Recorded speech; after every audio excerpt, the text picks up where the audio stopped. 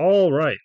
Hello and welcome to my first try at making this video because it's my first try at live streaming for the second time, I guess. So technically, it's my second try. But here we are. We've got the mic, so we should have some good audio from you. So we'll see. Uh, and I will be here sitting and writing, and I'm going to share this Google Doc. Hmm. This could be bad. I'm just gonna do view. With anyone who wants in the description of this live stream. Well, that might be a mistake. I don't know. We'll see. Uh, oh, we've got a guy. Why, hello. Um, hmm, maybe I should make a commenter. That might be kind of funny. It could also be very, very tragic. So I don't know. Anyway, the plan is, you know what? Screw it. Well, if it gets worse, it gets worse. But we'll just put it on commentary. Let's see if you guys can figure out how to comment. That'll be exciting.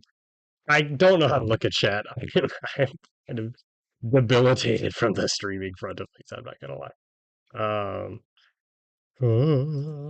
What? It's upcoming. I don't know what's going on. Um, okay. Click the link to actually watch the video. How about?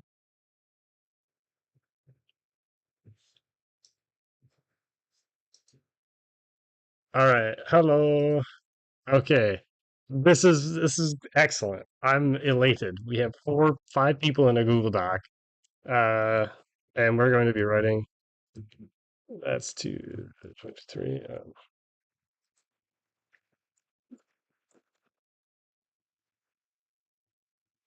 All of the rules. Okay. What's a rule? Um well, obviously we have to start with safe sort tag. Safe sort tag. Okay, so no, we should do a preamble. Yeah, let's do a preamble. Um build a preamble.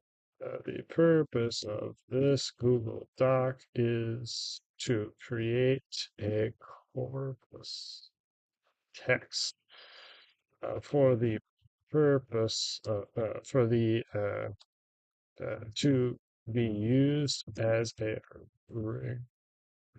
rigorous and binding set of um, rules and instructions to be followed to the letter exactly at any form of Dominion League event.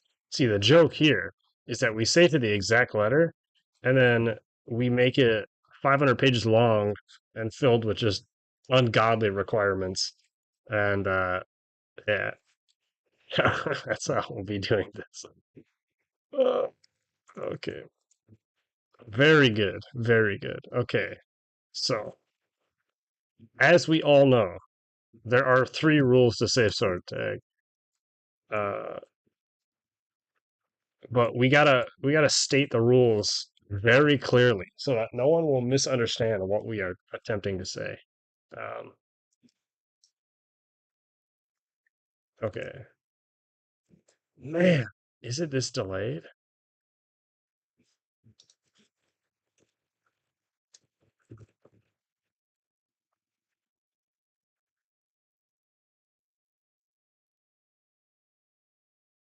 Hmm. All right. Well, anyway. Oh no, everyone has left the Google Doc. Maybe there's bots or something. I wonder. I wonder if there are bots that just kind of roam about and look at what's in people's.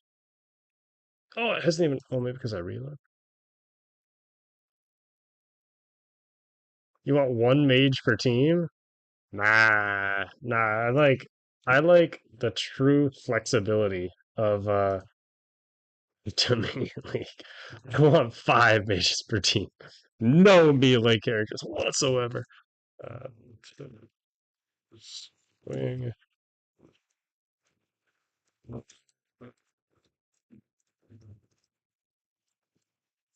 stuff out.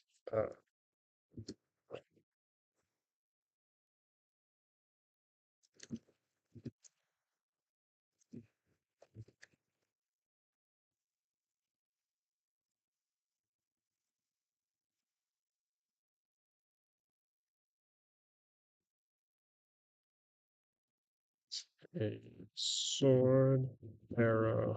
No, not arrow. Sword, bludgeon, or dagger, which is um, forceful enough to be detected, but causes no pain or discomfort due to the pressure of the tap. If a drag is executed by a player which contacts another player, um, come on, you know, like the mages? I love the mages. Did you guys get off the Google Doc or like what happened? Did everyone just leave? I like the Google Doc. I think the Google Doc was fun. Um, oh my God, this stream is so delayed. This is unbelievable. Um, anyway. Player. Oh, we should really bold these, huh? I like underlining things. Yeah, okay. This is acceptable. Um, okay, so we got safe sword tag. Let's steal this. What else we got? We got we should describe what gear is.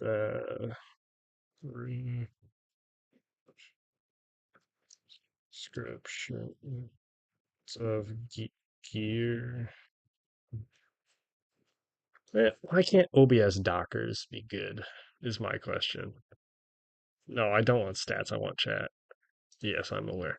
Um, I, yeah, okay. So here's chat. Can you not access the Google Doc? Uh-oh. Uh, this is I don't get it. I don't get why this. Hmm. This is a problem. I don't have dual. Wait a minute. I do actually have another monitor. Hold on. Uh, this is bad. Can you guys see what I'm going through here with this chat? I mean, it should be in the description, no? Is it not? Did it get taken out of the description? Did I not save oh, the link break or something? Um, okay. Uh, link to the Google Doc. Save changes. Changes saved. All right. The Google Doc.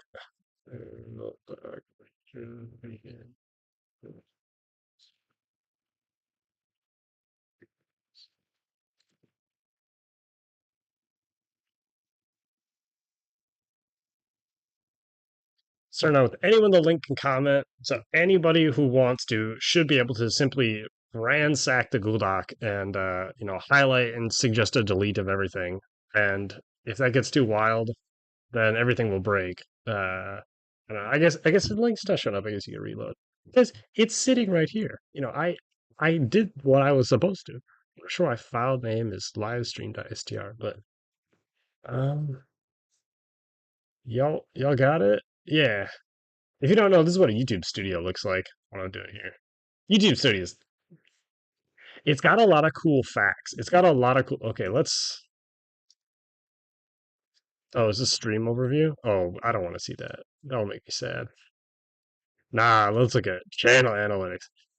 Yo, can I just say, I gained 11 subscribers in the past month, and that's over 1,000% more than in the previous month. That's pretty good in my opinion. Also, I did a single YouTube short that performed well. 3.1K more views than usual. Um, I'm not sure if anyone is aware, but we passed the 10K views mark. We're at 10,300. I should change this description. But we passed 10K views and we're at 100 videos. Let's go. Yeah, it was 100 subs was the benchmark I really cared about. And then we're at 100 videos, but I think when this live stream goes down, I might disable it, whatever. Then we're at above that means every when I had well, that doesn't make any sense. I was gonna say every sub has watched 100 videos, but I don't even have 100 videos, and I have more than 100 subs. So I don't know what the heck I'm talking about. Anyway, oh, we have a person on the Google Doc. This is excellent. Plug the channel in Montana. That's very good. That's very good. Thank you for plugging the channel in. Oh no, I can see your cursor. Can you comment something? I think if you like mouse over and delete, it will act as a comment. You can also type stuff, I'm pretty sure. It won't accept unless I specifically click and accept it. I don't know. Uh have fun with that. I've given you the power to change things. You with accountants? What? Luke, what happened? I don't know. Anyway, yeah, if you want, uh, yeah, okay. So the link to the Google Doc, it's even got a green check. This link is safe by McAfee Web Advisor. Look how great that is. Yeah, so if you want, you can join. Yes, exactly. Yeah, yeah, very good. Uh, please help me type the rules.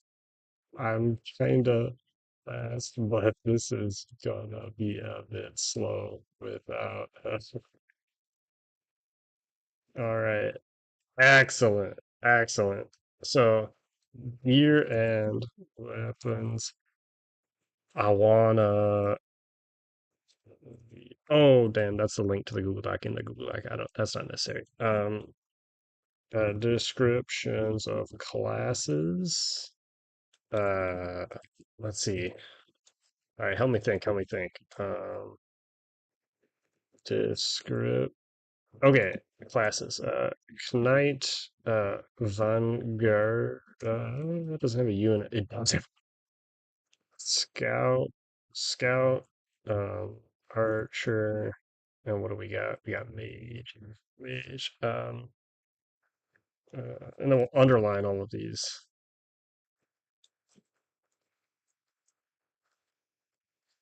Excellent. This is very good. Oh, we're definitely not going to want that underlined. You good, you good. Okay. Night. We'll put short paraphrases with things. We'll just leave that. Um,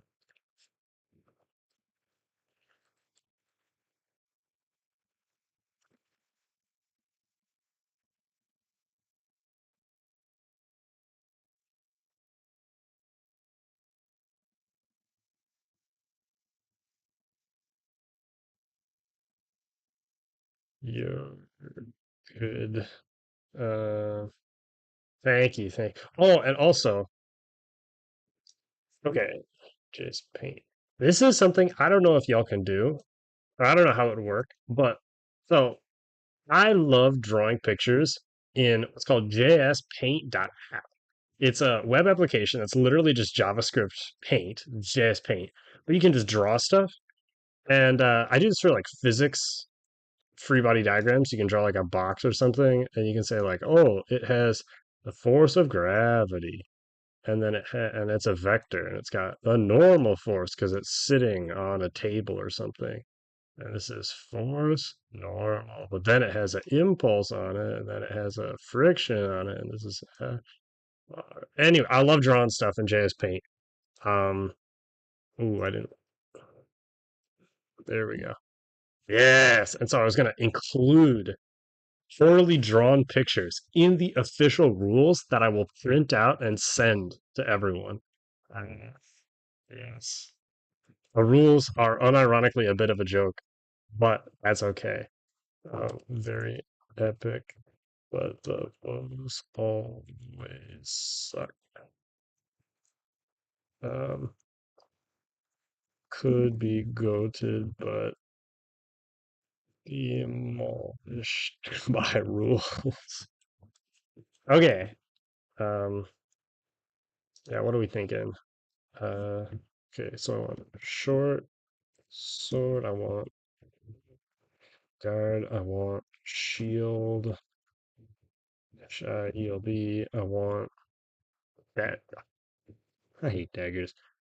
Um,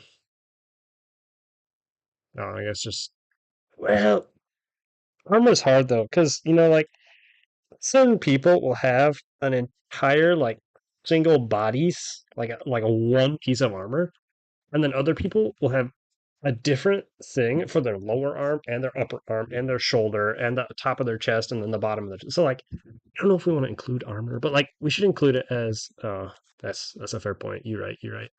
Um we'll do we'll do armor. It's gear.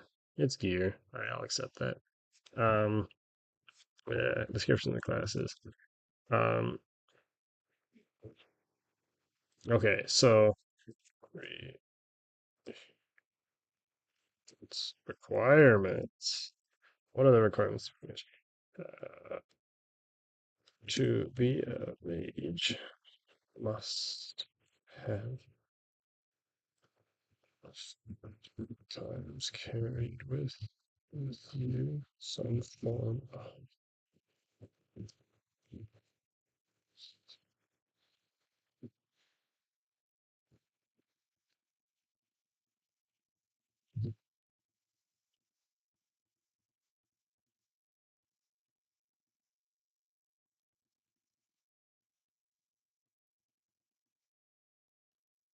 Okay, we'll just do a bulleted list. Staff, magic book, check, scroll, all other para PHIN. Oh, it's not. It's actually not that bad. Um, along with this, I don't think we should require. Okay, so for my mages back in the day, we're going to reference other videos in my live stream because there are a lot of videos that I put out in the beginning when I had 14 subscribers that nobody watched, and that's okay because they weren't very good. But I did make some. I had a bunch of information that was kind of cool. And I made one on mages because I personally believe, because I have been fireballed so many times. And mages, if they're done well, they're done by people who care and done by people who enjoy being a good mage, can be horrifying to fight against. There was one guy who had three mana balls, and it was the time that you could pick up mana balls. There was no recharge in fireballs. There was no cast time in fireballs other than saying the word fireball. And you can throw them as fast as you want. You can pick them up off the ground. So, like, I was okay. So he was defending his spawn, and I have full armor. And here we'll do Instagram. Um, I have full armor. I'm telling you, and yeah. Okay, this man is coming to get you. Okay, well he's taking his armor off, but I had full armor and a shield and a sword, and so this guy throws the first one at me. I block it with the sword. I think he throws a second one, and I narrowly. No, he throws the first one, I dodge it. He throws the second one, I block it with the sword. It bounces back. He picks it up and he throws it at me and it hits me on my shield. But in this version of the game, the fireballs went through the shield, so it kills you anyway. So that was slightly irksome. Um, anyway, we're gonna make all of this limited lists and then add requirements. I don't. Okay, yeah, we got to do length requirements. Yeah, one hand. Here we'll do hands to wield. Requires two hands to wield. Max of 36 inches. This is the best way of doing this list. Yes, it is.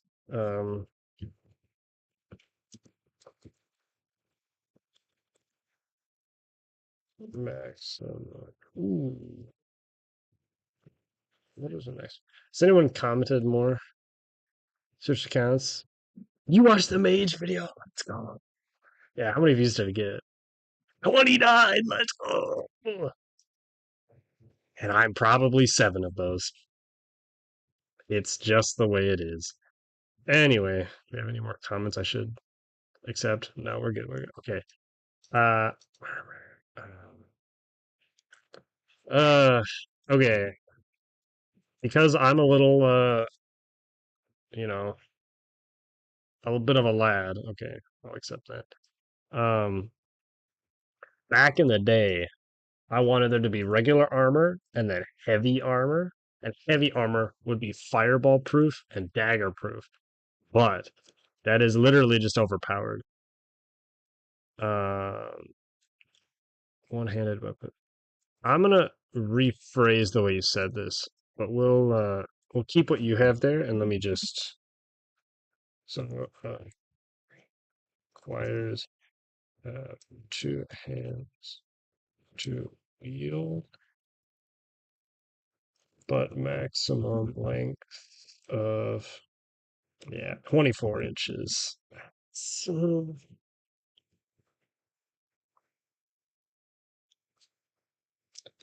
just a second.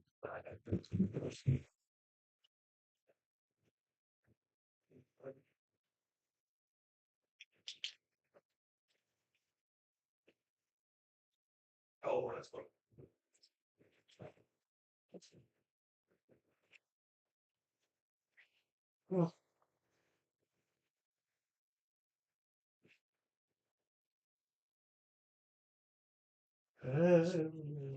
Okay, fine. Just out of curiosity. I just want to know. It's only 22. Okay. For reference, um, ever since I've been a wee lad and made full body armor, I took full armor to my first ever week of camp, like 10 years ago, by the way. That was a good time. I was one of the few people with full armor, and it was literally my first week. Also, in my first week, I thought I would be allowed to make throwing spears out of PVC pipe and throw them at children. And I soon discovered that was not allowed, and I was very sad. 24, my was like,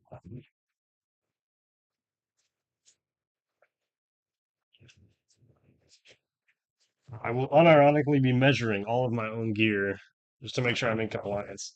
Man, can it be 30 by 30? Is that so wrong? I don't know. 2.5 feet by 2.5 feet. 24 by 24. Wow. I don't know. I'm not gonna lie. I don't know. Okay, so this is another one. I'm enshrining this into the rules. Um, okay, this is a bludgeon. An axe. I don't know if anyone's told you this. An axe that is like. Oh, one sec.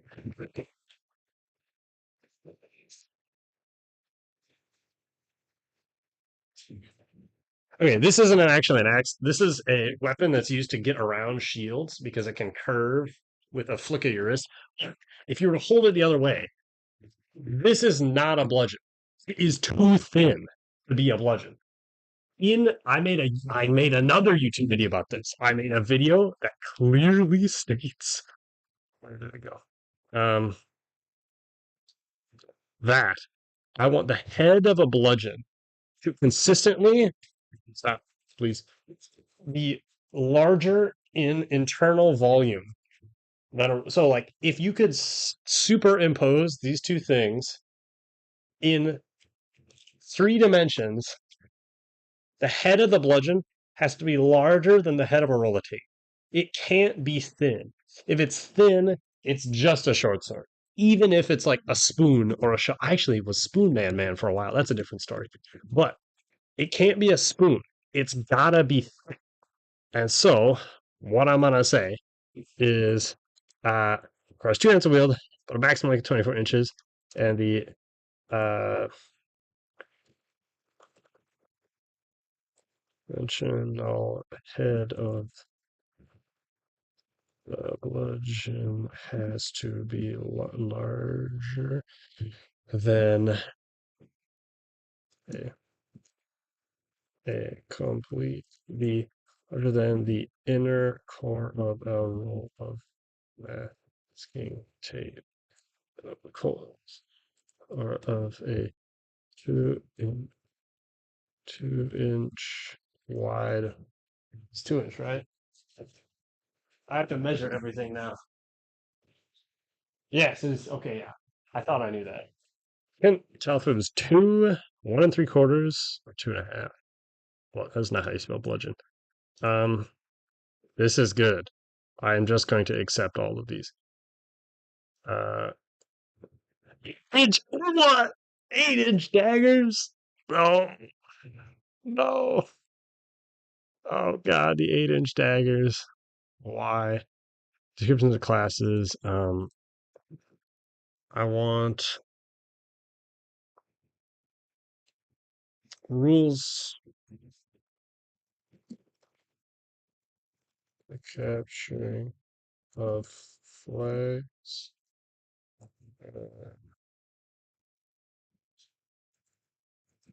Um, the holding of flags at a base. Yes. Yes. Y'all see where I'm going with this? And then we bold these. Yes. Yes. This is good. This is good. Thank you for helping. I'm glad that you're all here. Um, control masking tape. This is good. And if all of the specifications are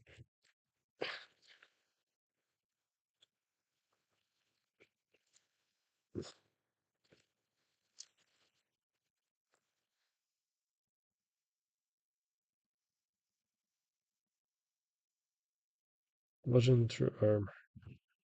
Yes, this is good.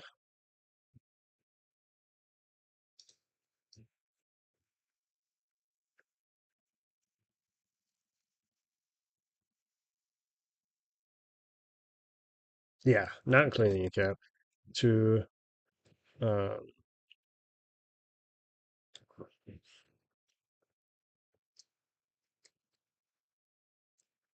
collarbone, down to the wrist. And oh, are there more? Oh, thank you, thank you. Okay, 7. Am I missing? Requires. We will have to think about this. I'm not. I'm not sure I like 8 inch daggers. I don't know where my daggers are though. Oh, you guys are writing stuff in comments. Watch the mage. Yeah, that kind of. What? Oh, hold up. It's here. Yeah, look at that. The black armor. This is from way back in the day. I made about 3 sets of black armor. I still own 2 of them. However, one of them, I think it was the second to last one. There was a flag in a body of water, and I went to go get the flag. And as I was walking out, I was down an arm and a leg. Like literally. Like the flag cost an arm and a leg. I went into this body of water, and when I walked out, I was down an arm and a leg. And so I think we actually threw it away because I like put it in an IKEA bag to take home so it wouldn't, get the car wet. And then it kind of like sat there and got all mildewy for several days.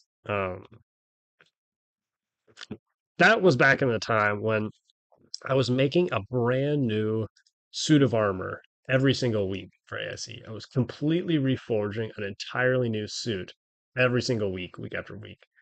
Um,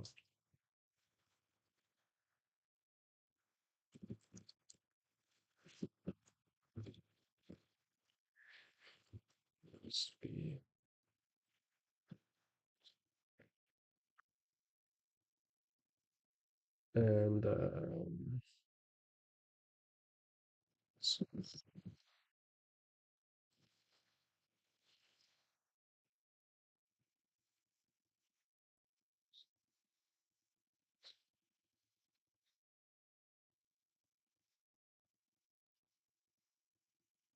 intervention or stood up next to the tree or building. Um,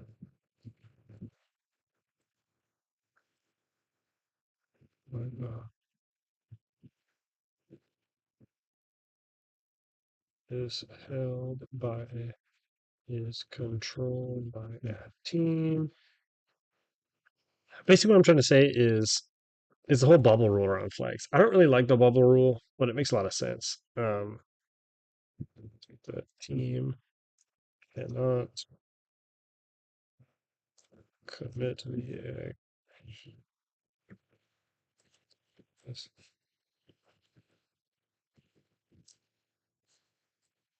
which, for the purposes of this rule set, will, will be defined as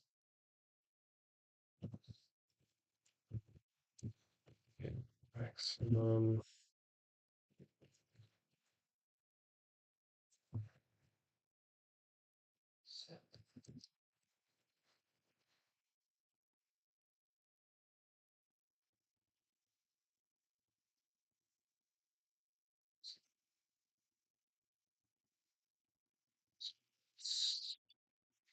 which for most people should be around 10 feet or 120 inches. I like that. I think that's okay. Um,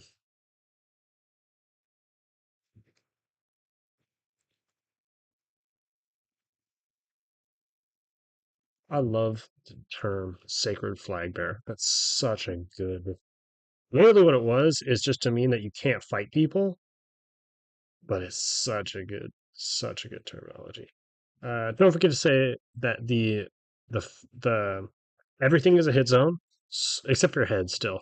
But if you get hit on the hands, it still counts. Um, yeah, and the entire flag is a hit zone, but not the cloth. And also, if you're wearing a cape or a cloak, that is not a hit zone either. It's the same thing as the. It has to be the bone of the flag or uh the bone of the flag or the what? What am I trying to say here? The staff, the rod, the stick of the flag. Yeah. Uh,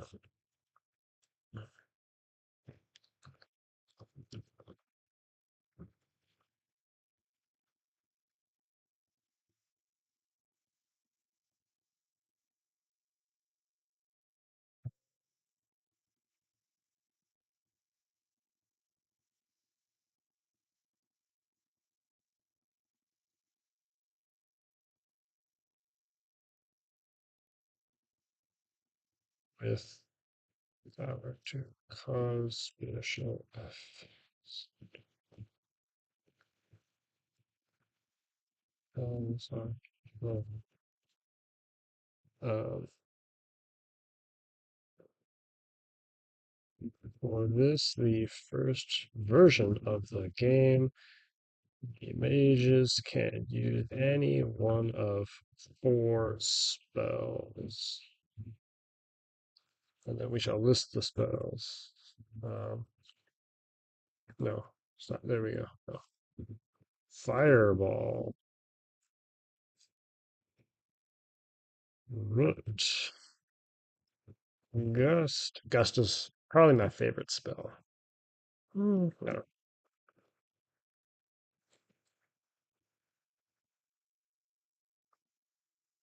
I think that's spelled right. I don't know. Um, how do we say it? Um,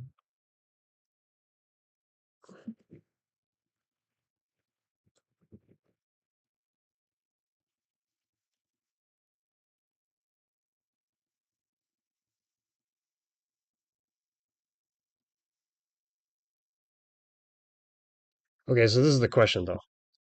Do we want? Do we want? It can pass through. Oh my. Oh, okay. I'm. There we go. Do we want the mana balls to pass through shields? I don't. But then the mage class becomes kind of underpowered. Oh, that's what root gusts are for. Yeah, contacts with the uh, body or armor of another player. They are and die. Um, ooh, that's kind of interesting. Unlive and die. Must respawn. We want to be a little bit gentle the way we phrase things. Okay, so this is where it gets interesting though, because no, we'll do it last still. But the emojis. Um, the big thing though is that if you hit with a fireball, you die instantly. But cleanse can revive you if you within 3 seconds of being hit. So cleanse has two effects. It can remove root entirely. If you're rooted and there's any duration left, if you get hit with root, if you get hit with a cleanse after you've been rooted, you will immediately be uh, healed, so you can go run around again. Um, so it affects both fireball and root. It affects both the single target spells. That makes sense, and it doesn't affect the multi-target. Yeah, that makes sense. I like that. As a single target spell, which um, I'm going to accept all this and read it. No. Oh, what, was this intentional? I'm going to assume it was not. Uh, when you grab a flag to capture it, you become what's known as a sacred flag bearer. When you are a sacred flag bearer, uh, your entire body, excluding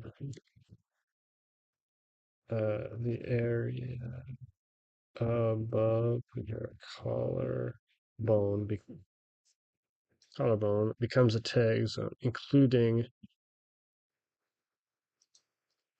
any any no, taggers, including any taggers, shields, armor, and even the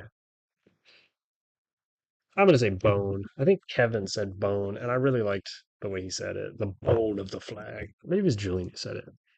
A cloth of the flag, or um uh any cloth flowing away from your body, such as capes or loose cloaks you're wearing does not. It's not as part of that expanded tag zone. Oh god, tag zone. Okay, that's I'm happy with that. Who that is a good point. Who does the counting? Some people think mages should count for gust. Well, they definitely count for a gust. We should also. What the hell is a gust anyway? Like how far is gust? Let's use a multi target spell, which can... Also, this is my opinion, and we're hardening it into rule unless any of you argue and change it. Um, dust hits anywhere. I don't care if it hits the ground.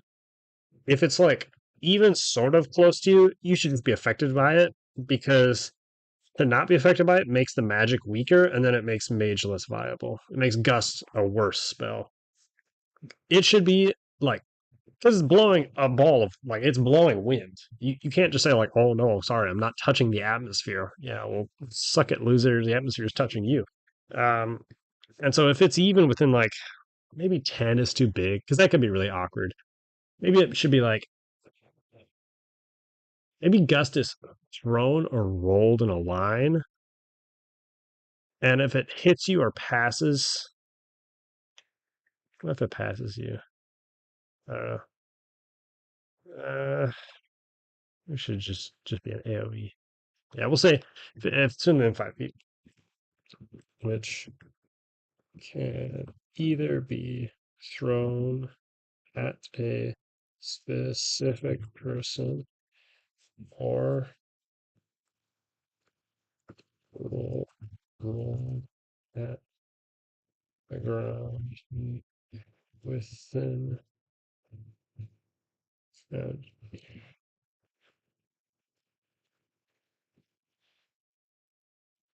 player within a 5 foot radius of the path of the ball is caught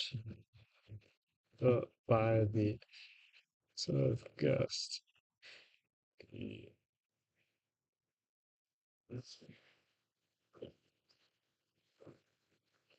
You have. That's a stupid way of writing that. Basically, what I'm trying to say is you get blown back, but if there's something behind you, you can stop. So, like, but also you should make an effort to go around things because the wind also goes around things. But, like, okay, if you're in a castle, that's literally just not your problem. If. Okay, yeah. So, here's the little castle. That's a door. Ready? And you guys, I think you guys have all seen what the castle looks like, but basically this is it. It's tall 3 walls, and there's a ladder here, so you can stand on it and shoot over with a bow and arrow if you. Yes, yes, I drew that right. And then here's the portcullis. By the way, there's the gate. If y'all didn't see, I took it down because I don't want to get rained on. But if you we'll put you in blue. If you are standing here and you are defending your flag, and the mage comes in your house right here and gusts you, bro, that is kind of a problem. Because I really don't want you breaking the back wall of my castle. So, what I think the rules should be some version of is essentially you should like do the video game thing where you're like going backwards, but if you hit a wall, you just like slide off it elastically. So you would sort of like, you know, go backwards and then to just the furthest distance away from the person, um, not actually, you know, back through the wall. Uh, okay, we're including this in the official rules. Uh, this is very good. Okay, we'll make it sufficiently small. This is what I mean by I want to include badly drawn pictures. I really enjoy this. I enjoy little JS script paintings like that. I did one of Dominion League, actually. Hold on. Channel, yes, community. There's my live stream setup. Technically, it's from the POV of the computer, but yeah, this picture. I really like this picture. Copy image. I'm gonna put this. Uh, okay, I forgot the entire thing was the picture. Whoops. Yeah, this little guy. This is also drawn in JS Paint. It's such a good little, it's exactly what it needs to be. It's a road, a castle, and three flags. The flags have colors. That's so nice. I really enjoyed that. Armor cannot be concealed. Yeah, and must be made out of a must be a. Ooh, I want to be careful with this because I don't want to exclude plasticore because then all the camp swords are gone, and also all my entire suit of armor is gone. But like some of the counselors sometimes will get a little lazy and make and not make armor and actually just purchase like a crappy uh leather. They will purchase like this. I think actually this product. Like basically exactly this product. Okay, maybe not that product. I don't want to see that. But they'll buy like leather armor and then we'll say that it counts the same as the armor that I painstakingly made myself at home, costing like 100 hours of time. What the hell? That is bad. Is that $600? Wow. Okay, never mind. I'm not looking at that anymore. Um, it's got to be cardboard. It can't be no shenaniganery. But like maybe there's. Oh, sorry. Uh, I also prefer this spelling to what Google says. Google's wrong. Um, yeah, the armor it can't be purchased from a retailer, but then like also AIC sells like armor kits. If you guys didn't know, um,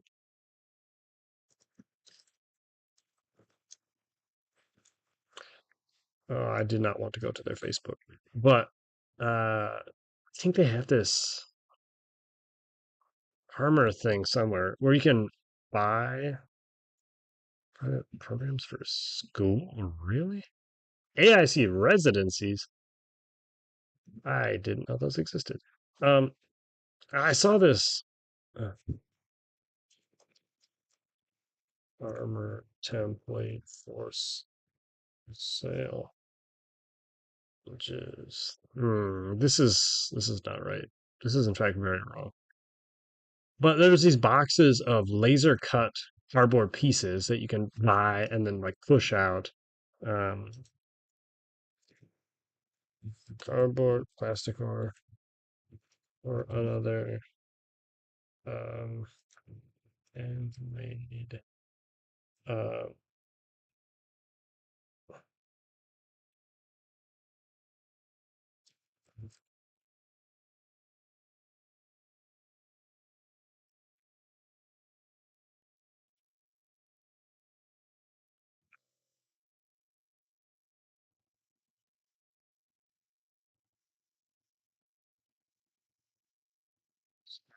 include single layer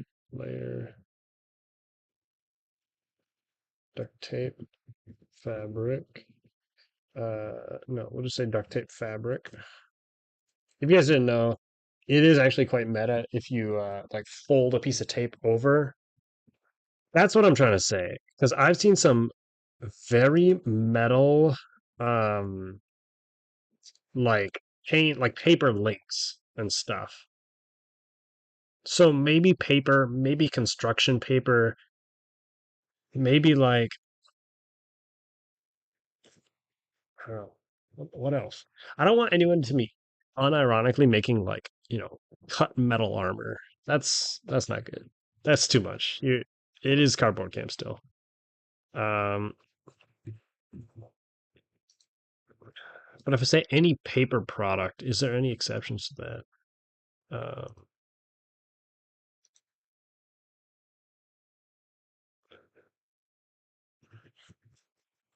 Either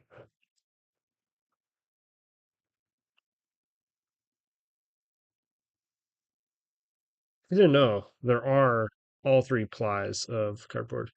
There's no ply, which is like cereal box, single, which is just normal thin. There's double ply, and I believe there is also triple ply cardboard, which is just for shipping of like furniture and stuff. Refrigerator box.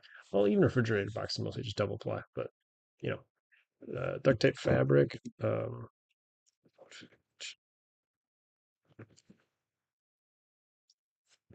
or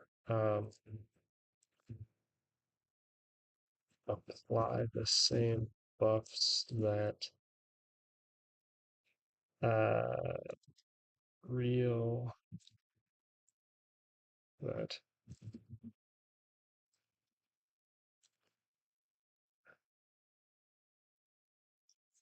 um, thesaurus.com. That's why did I go backwards? It's a synonym for official, officio. Uh, formal, precise, prosper, valid. How is cathedral and official? What? Positive, real, true, accredited, approved, approved, authentic, bona fide, canonical, ceremonious, certified, cleared. It's not certified because we're not really certifying it. Because I don't want to have to. Y'all know Julian says, right? Y'all guys know that horrible, horrible legend. Essentially, Julian is a wonderful individual. He's again one of the like top three hardest working people I know, and he has a propensity to say yes to everything, which is very good. However, he also says yes to everything. And so kids will come to him with a very, very poorly made sword and say, "Hello, yes, I'd like to imbue this sword with the power of the sun god Ra." And so anyone I look at dies instantly. But even if I don't look at them, they also die. It has unlimited range and unlimited uses. Uh, and he'll just say, like, "Sure." And then they'll come to you on the trail and blink at you and say, "Hello, yes, you need to walk back to respawn." And you go, "What on earth? That doesn't seem fair." And they'll go, "But Julian said," and it's just an ultimate counter to everything because then you got to go ask him. And it's just kind of awkward. And, um,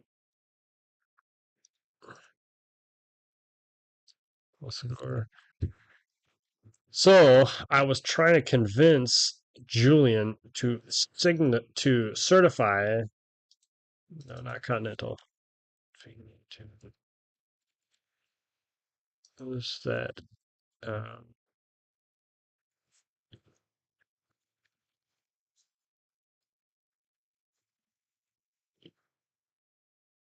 officially recognized or authorized. Okay, sure, we'll use accredited. I'm trying to get him to truly certify in the definition of certify, like actually write his name, signature, everything, um, so that each, you know, Julian says piece, you could tell that it was actually Julian says, and then you go argue it later. Um, so I don't know. Conventional fabric purchase toy. um,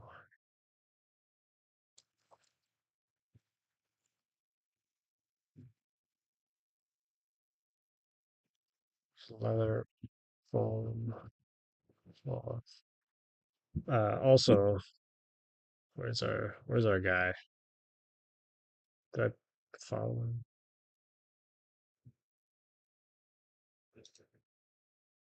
I think that's paper mache. Oh, paper mache, paper mache. Yes, that's another one. Uh, paper, paper mache. Um, our dear friend Thor here has is that a real sword? I can't tell. Anyway, uh, what's it? It was somebody, but they had these foam gauntlets, foam armor that always frustrated me just a little bit. Yeah, they were like these, but without the fins. But it was, double layer, like thick foam stuff, and it's just not covered. And they're not even like they don't cover that much. They're not even good. They don't have fingers. They're just forearm tubes. And I'm like, bro, go watch my YouTube tutorial on how to make gauntlets, and then actually just go make some cardboard ones because they're not that hard to make. Um, oh man, this is gonna be forever ago. But it's all the people who don't make armor and they swear other stuff. The entire purpose of Adventures in Cardboard is to have an adventure using cardboard. And if it's not cardboard and dragon's not, yeah, it's pretty. I enjoy that. Cleanse negates all magic. I don't know if I can say that because the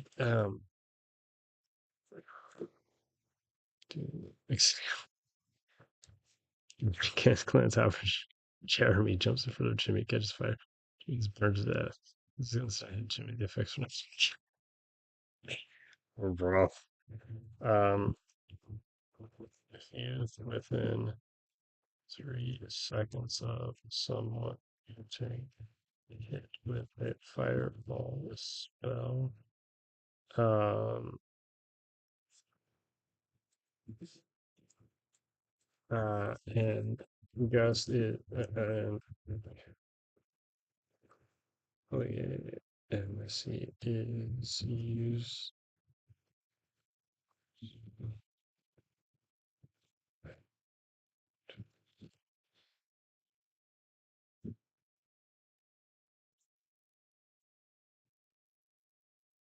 Here, we'll accept. Uh, However, if they are not hit with it, the spell is not uh, cleanse has no effect. It can be negated. That's what I'm about to write. So let me get Jimmy, an example of Jimmy being lit on fire. Um, if cleanse, I hate the way this is spelled. It should be cleanse, cleanse, cleanse, cleanse. No, that looks bad. If cleanse is used during, that's not during the counting time of the root spell and the mana bubble hits the person who has been rooted, the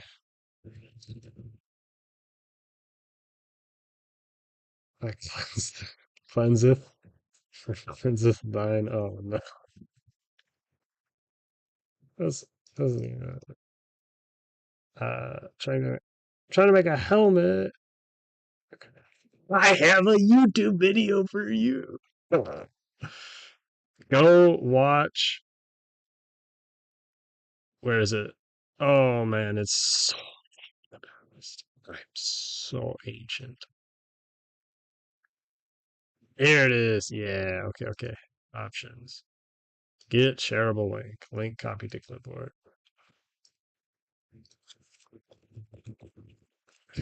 Go watch this. It's got a good image. I drew it by hand. Okay, but seriously though, I drew this forever and 3 years ago. And I was looking, okay, so I'm making a new video today. I recorded it today. I did everything. I just haven't put a thumbnail on it yet because let's see, thumbnails suck. Where? Yeah, here it is. Okay. I deeply enjoy this image right here because this is how every helmet should be made, in my personal opinion. Because the way young campers make helmets is they make a skin and then they sit it on their head and it is entirely loose and awful and it's just miserable. What you should do is you should make this piece. And if you want, and if you're cool, you should add a face guard. But you should make one that goes around your head, one that goes over, and then two little ones to secure the one that goes over. And if you're cool, you do another loop that goes around your your lower jaw. And then after you've done the lower jaw loop, you do some connecting pieces. And if you want, you can do a face mask. And that is a skeleton of the helmet. It's not the actual helmet. So you got I um you got the around, you got the over, two little connectors, and then you got a second circle, a second loop, and then two little pillars that hold that. And then after your little pillars, you get whatever else you want to put on top of it. I did this one, and I think it looks really cool because it's all contoured. Don't ask how I put it together. I might have put a plastic bag over my head and taped it, but I wouldn't recommend you do that. But people will make helmets like this and then do that and be surprised it falls off. Of course, it falls off. It's not a helmet. It's just bad. Um, you need to make a good holster for your head, and then you put something on the holster. Um, Samurai armor. Oh man.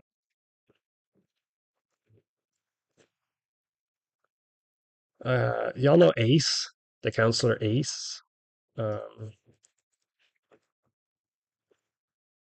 he has perhaps not this. This isn't bad, but it's not good.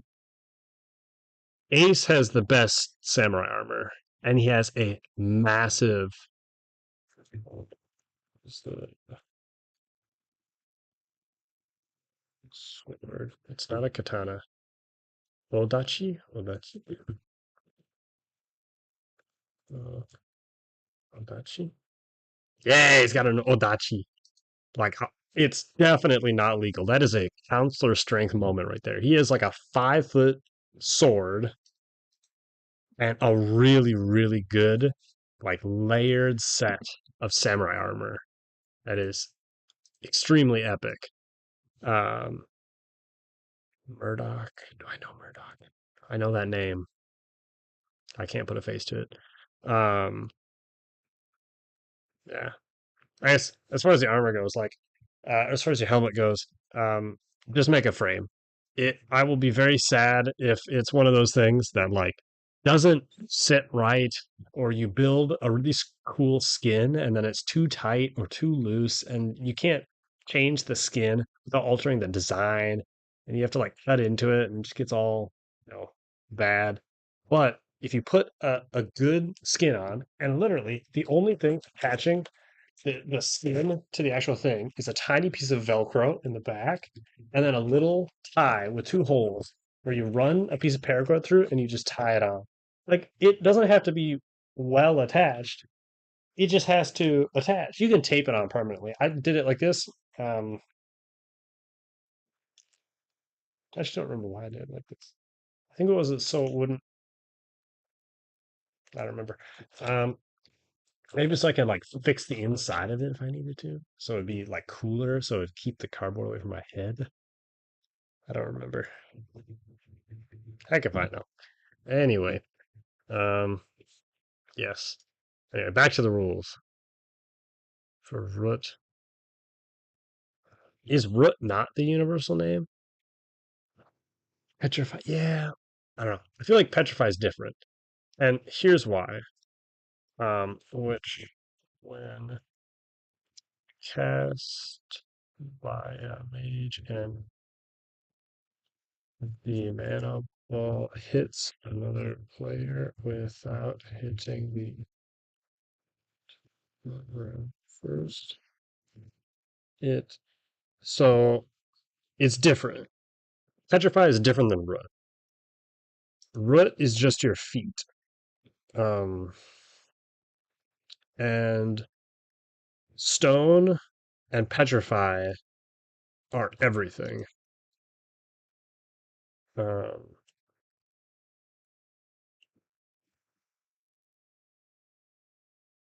I don't know. Or maybe it should just be petrify. Maybe we should just make it everything. Because like I I enjoy getting I love fighting mages so much, and other people don't like mages, and I simply don't understand it. Uh, Fighting like good mages that use all the stuff. Storms call it Earthbind. Thunder uses Petrify. Yeah, so you ever play Ships Across the Ocean? That where you like run across and there's a captain and if you get tagged, you sit down. There's certain versions where if you sit down, you don't do anything. But then there are other versions where when you get tagged, you sit down and you become a sea anemone, where you can still wave your arms and tag stuff, but you just can't get up because you're sitting. Um, and then there are other versions where I think you can crawl, but you can't stand up or something like that. But that's really niche at that point. But I've always kind of liked the idea that the point of root is like there's either someone chasing you or there's someone on the trail in front of you, and you're like, oh, that guy's scary. Root, and then it's a spell that's used with intent. That's also something. Okay, I made a huge. This is another video I made. I made a video on meta of sword fighting. I'll never be able to find it. Uh, Bow meta, mobility, castle time. Man, a lot of these videos with 15 views from back in the day. Oh, name duels is at 499. That's pretty good. Um, man, I don't know where it is. Oh, micro fighting. I was gonna make a macro one, I never did. But basically, in my opinion, many people at AIC are NPCs. They literally don't have free will. They kind of just like follow the group and don't really proactively think or do much. And so anyone who's even the slightest bit proactive, and I think as you get older, you get more of that. It's mostly just uncertainty less than it is like, stupidity. uh, but like a mage who's saying, okay, there's a guy in full armor here, and I have, one kid who's a scout. We're trying to take a flag, and I can't fight this guy. So I'm going to root them, and then we're both going to run around them. And so the mage has a scout go out front and protect them. And when they get in range, the mage jumps to the sides and throws a root, roots the guy, and then like runs around them and stuff. Um, like that's super cool. That's how it should be used. But the way it gets used is a mage is like, oh no, scary armor, root or something, and then it hits you on the shield, and you stand there for the count of 15, but you're in a whole line of people when they threw it. And so you're just standing there completely protected from all sides while your team is waiting for you to get unfrozen so you can continue pushing again. Also, this was literally the biggest point I made in this video, movers versus taggers. Um, you can tag people out, right? Like that is the game. Like it's okay if you do that. In fact, that's a good thing to do. Why is that? Okay, my recommended is kind of bad. But the point I'm trying to make is um, there are many people who are extremely passive when in larger battles with more people. And again, I think this shrinks with age, but um, there will be times where you outnumber. Literally, I wrote a book on. I wrote a book on this. Hold on, I'm gonna go to comments really quick.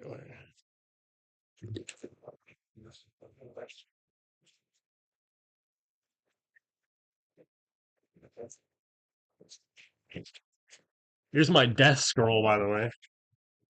Look at that. It's all the deaths. Quinn got backstabbed sometime in 20. I don't know. Anyway.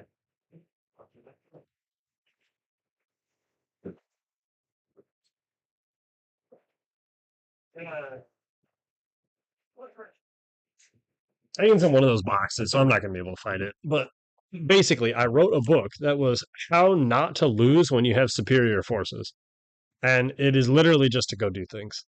Um, I've been a part of a lot of battles where I was in full armor and I had like 5 people with me, and we came up on a force of 5 or fewer people, and my whole team would just be like, Grayson's got this.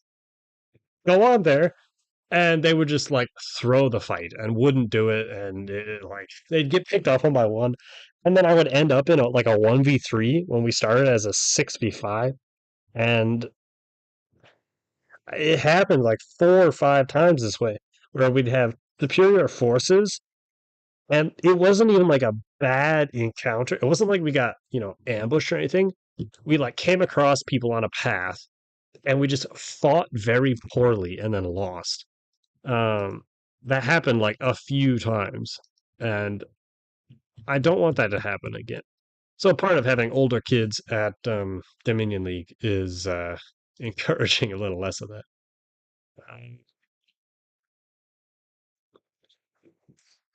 oh, anyway, okay. I don't know how to do polls, so we're not going to do a poll. But like, what are we thinking on Petrified versus Root? Should there be different spells, or should it be one spell? And should it be just your feet frozen in place, or should it be your whole body? Yeah, screw it, I'm making executive decision. It's your whole body. It'd be cool. Maybe we'll have like if we do higher level mage stuff, we'll have like links you a lot into stuff. So there'll be like a low level fireball, but then like a high level fireball. But to get the high level, you got to trade out. Like we might do a Dominion League like that. But for this first version, with just these 4 basic spells, it'll be your whole body. And it'll be 15 seconds, I think, unless anyone else has a conflict with the time. And we'll call it. I like the name Root. But maybe it should be Petrify. We'll call it Petrify. Petrify is a better word to shout because stone is again one syllable.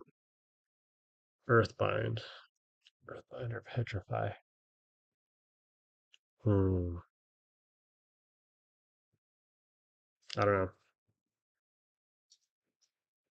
What are we thinking? Man, we're at 4 pages already. This is good. I'm gonna call it Petrify.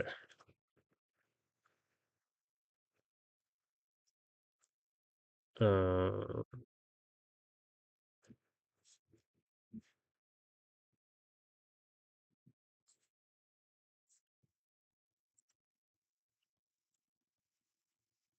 is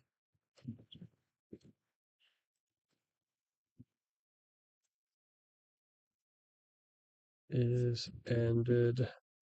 Yeah. Where were we? Petrify. Um, man, I still clearance. Um,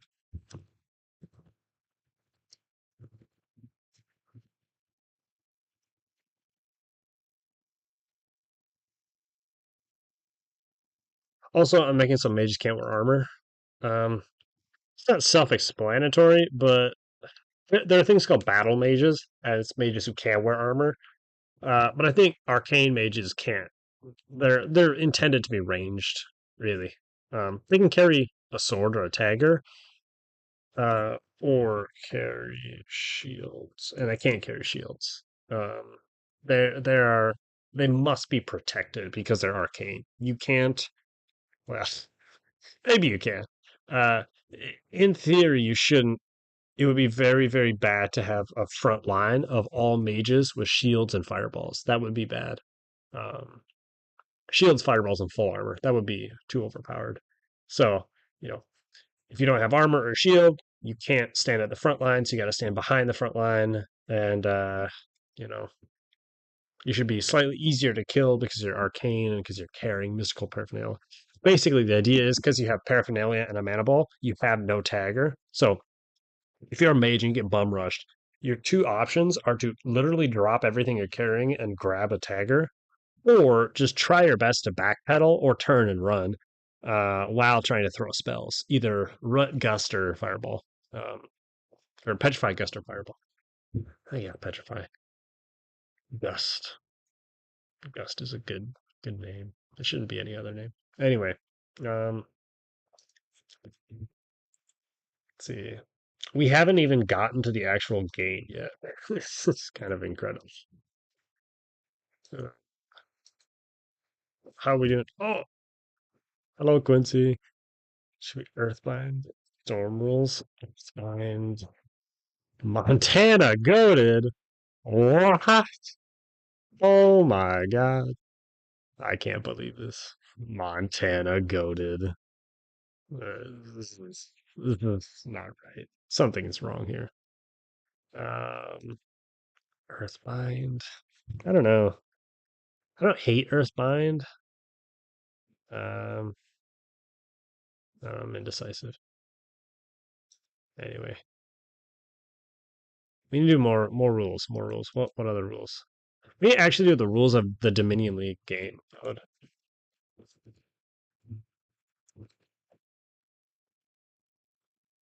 These are literally just.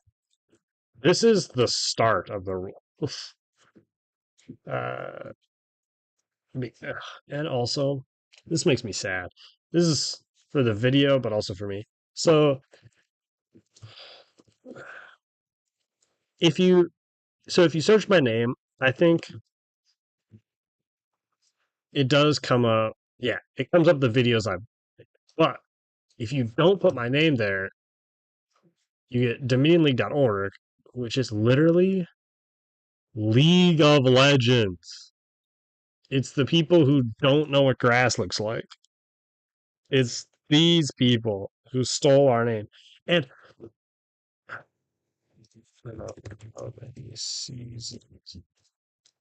it's an old game. It started in 2014 and they're on their 59th season.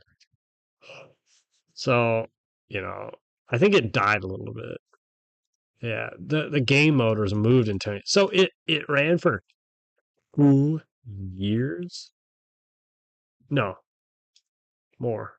Released on 11th. Yeah, and then they stopped doing it. But then there's still a website up for it. So they're probably they're still doing private leagues, which is exactly what we're doing. To be fair, yeah, it's the League for Dominion. So I don't want to be AIC League. That seems a little wordy. Dominion League is a very good name.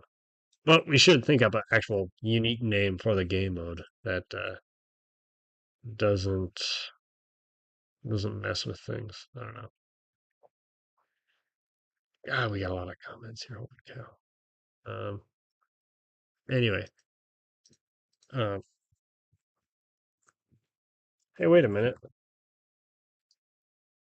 I can just copy this. Hold on. Copy that.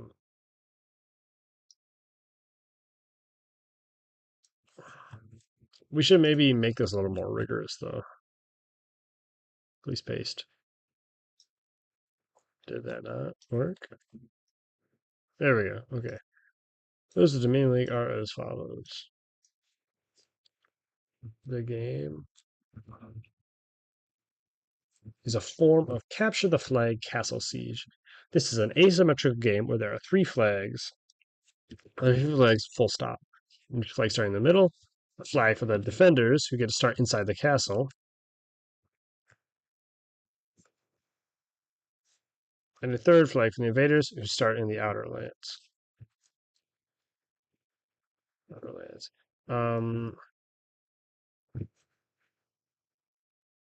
Okay, so I want to make a lot of things more easy. This gets made a lot more interesting. Um, okay,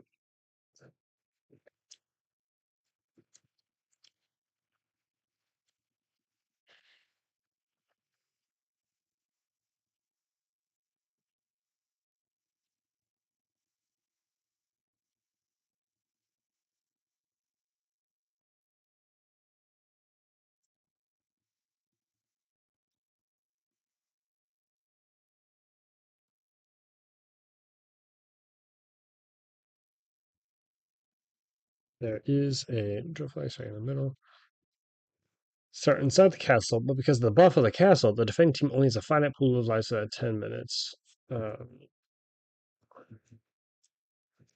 The 10 minutes, the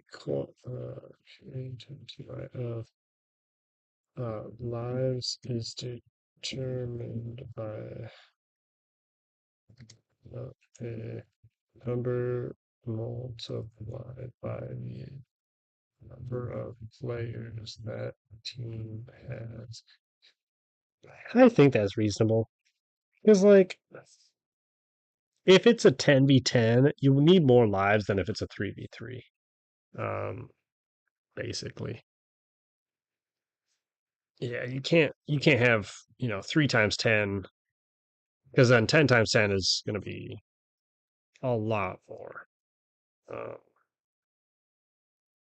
but then like also maybe with higher numbers, the rate of death is also higher because there's more people who could be killed more often, and so like, I don't know. We'll leave this vague for now, and a lot of comments. Beef be brewing. Storms, mountains. Just couldn't wear. Yeah, yeah. No armor on mages. Um, Vangus, 3 inch wide vanguards. Yes, yes. Uh, well, two's the width of a roll of tape, so I like 2 inch wide vanguards. I'm gonna actually write that in the rules. Let's see. And with blade width of 2 inches are the same as a single as the width of a piece of 2 inches. I'm saying this every time I'm specifying masking tape. I'm saying it because there's thinner versions of half-inch masking tape. I don't want something like it's a piece of masking tape. The rules say masking tape, so we're throwing it in there every single time. Um, what else were they saying in the comments? All my weapons are illegal. Oh no! The Vanguard blades have to be 3 inches average, or just in the base of the blade. Thinnest part of the Vanguard blade has. Well, I don't know if that's true, because then you're going to end up with a lot of executioner tips. Tips or spelling, because the thinnest part of the blade will inherently end up being the tip, and the tip doesn't need to be 3 inch minimum. The tip can be sharp, but how do we say that? Uh, so I just say excluding the tip, but then like the tip is going to end up being 2 feet or something ridiculous.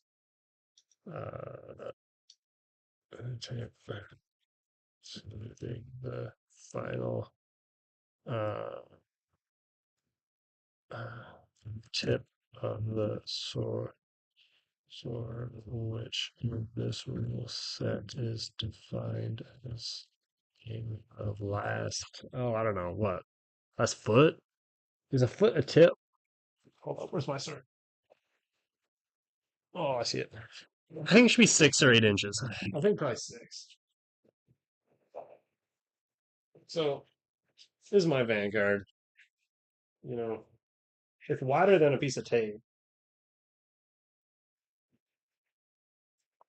Where's my?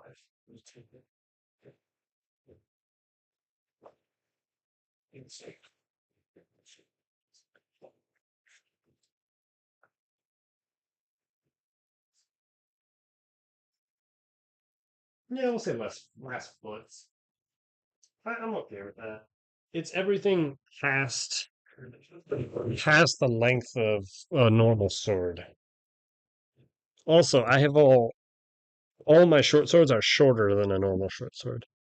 What else? What did all of my short swords are 20 or 22 inches, with the exceptions of ones that I've made either for other campers or just as a joke, just for fun. But they're all short. Like I think one of my favorite shaped swords. Oh man, I don't know what it. I think it's only like 18 inches or something. It's like really, it's like half a foot shorter than it otherwise could be, just because I like it, and it really shows that it's more about skill than it really is about blade length. Unless your sword is 4 feet long, then it is in fact about blade length. Anyway, that's not the right video. Um, let's see. Anyway,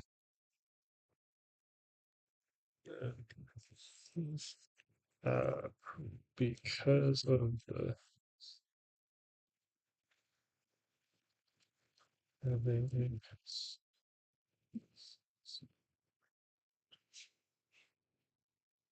existed.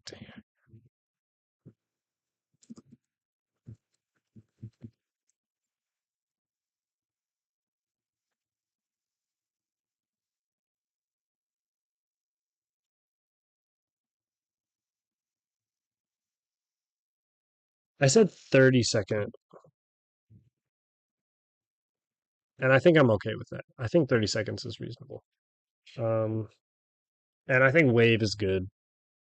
I don't see any reason not to do wave. Um, yeah. So no, it's paper. Anyway, um, or no, that's plastic. That's plastic. Bite test. Anyway, um,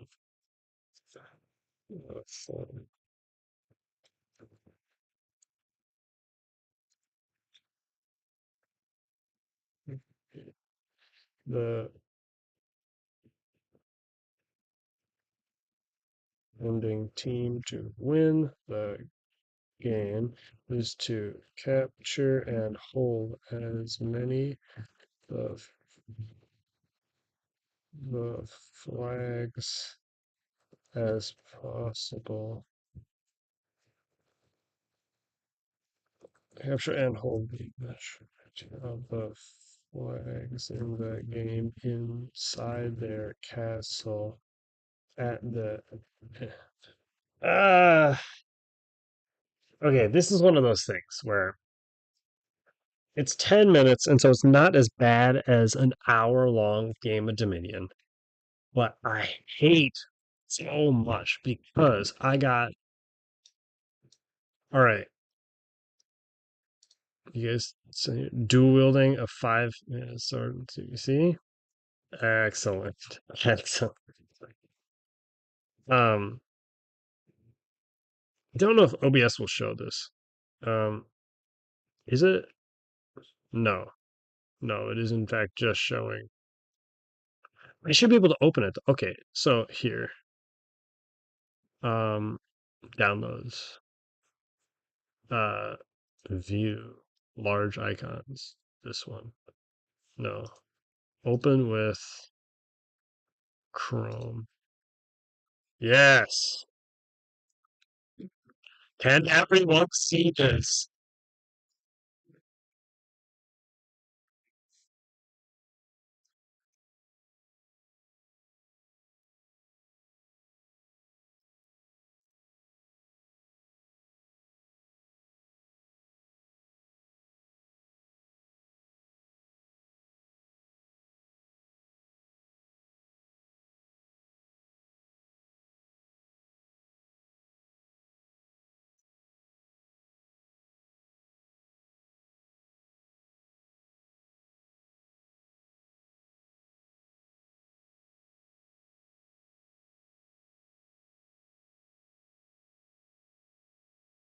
Look at this little lad. He's a young man. Look at him. This is a short haircut era. Also the no mustache era yet. Julian McFall himself recorded this. Like the boy himself. This is on AIC's official Instagram. I downloaded it using it. Yeah. This is this is good. 2019. This is basically when I started. I wanted to make a video on this, but this is the only footage I have. Uh, After this is when I started recording things. After 2019, I don't have any other footage of this event. It is to date the single greatest AIC event that has ever happened. Period. Full stop. Like, okay, we'll give the prelim version. So the reason why, it's what I was saying. about end of games is in Dominion. There's two ways. So the way Dominion works is each day you capture flags and territories, and the amount of each you get gives you points, and they you get points every day for the 5 days. You total up your points. Whichever team has the most points at the end of the week wins. Um, and the way of getting a point on a day is by holding either a capture flag or a territory until the end of the game. And if you hold it until the end of the game and the whistle blows and you're the one standing there, you get the point and that adds to your weekly total. However, if you write out initially, go and capture, let's say, for instance, you capture 8 out of the 9 flags in the first half an hour of an hour and a half game. You don't get any points for that. You maybe just did the best thing that anyone has ever done in ASE, but you still don't get points because you don't get points for capturing, you get points for holding until the end of the game. And if you captured them half an hour in, there is in fact an hour left for your enemies to consort together and then take them all back from you. And that is basically what happened. Um, in this speech, they left out most of it because it's only a minute, but I rallied the troops. So the day before, we had been doing a whole bunch of planning, and we we did this special maneuver I like to call the cheese grater, which is where you go out with a force from your spawn, and each subsequent um, place you have the main body of the force, and it's a lot of people, so you can fight larger groups and win with people left over. And so every time you win a fight, you leave a person at the territory they were holding. And you do that one to the next and next and next and next. So you can leave, you go with 10 people, you leave one at each. And if you leave one person at 5 different territories, you'll end up with 5 people at the last territory. So if they respawn and try to come fight you, you still have a few people at the very end to prevent them from killing that group and then defeating all the ones back in sequence. The reason why they call it a cheese grater is because the further you go, the less people you end up with. The day before this happened, I think this was a Thursday, it might have been a Friday. Anyway, the day or two before this, we got screwed because we pulled a very risky cheese grater maneuver where in that white suit of armor, I actually have the shield from that back here.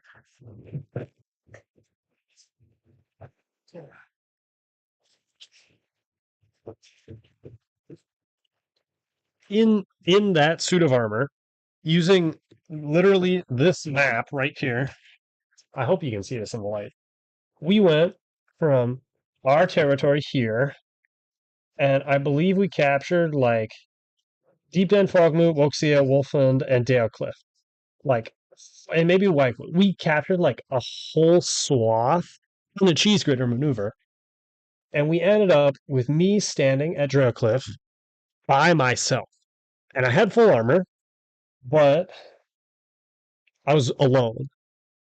And I was under the impression that the game ended at, I think, 1 o'clock, because that's what I had been told at the start of the game. I wasn't a counselor at this point. This was 4 years ago. I'd been a counselor for 3 years, so I had no radio.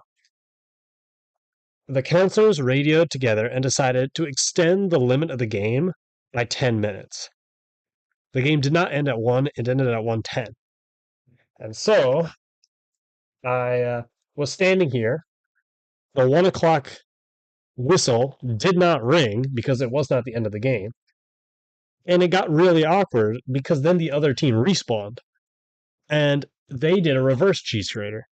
It was like 2 vanguards and a mage or something, and the mage rooted me, and then one of the vanguards switched to a dagger and backstabbed me after the root was done, or petrify now we're calling it.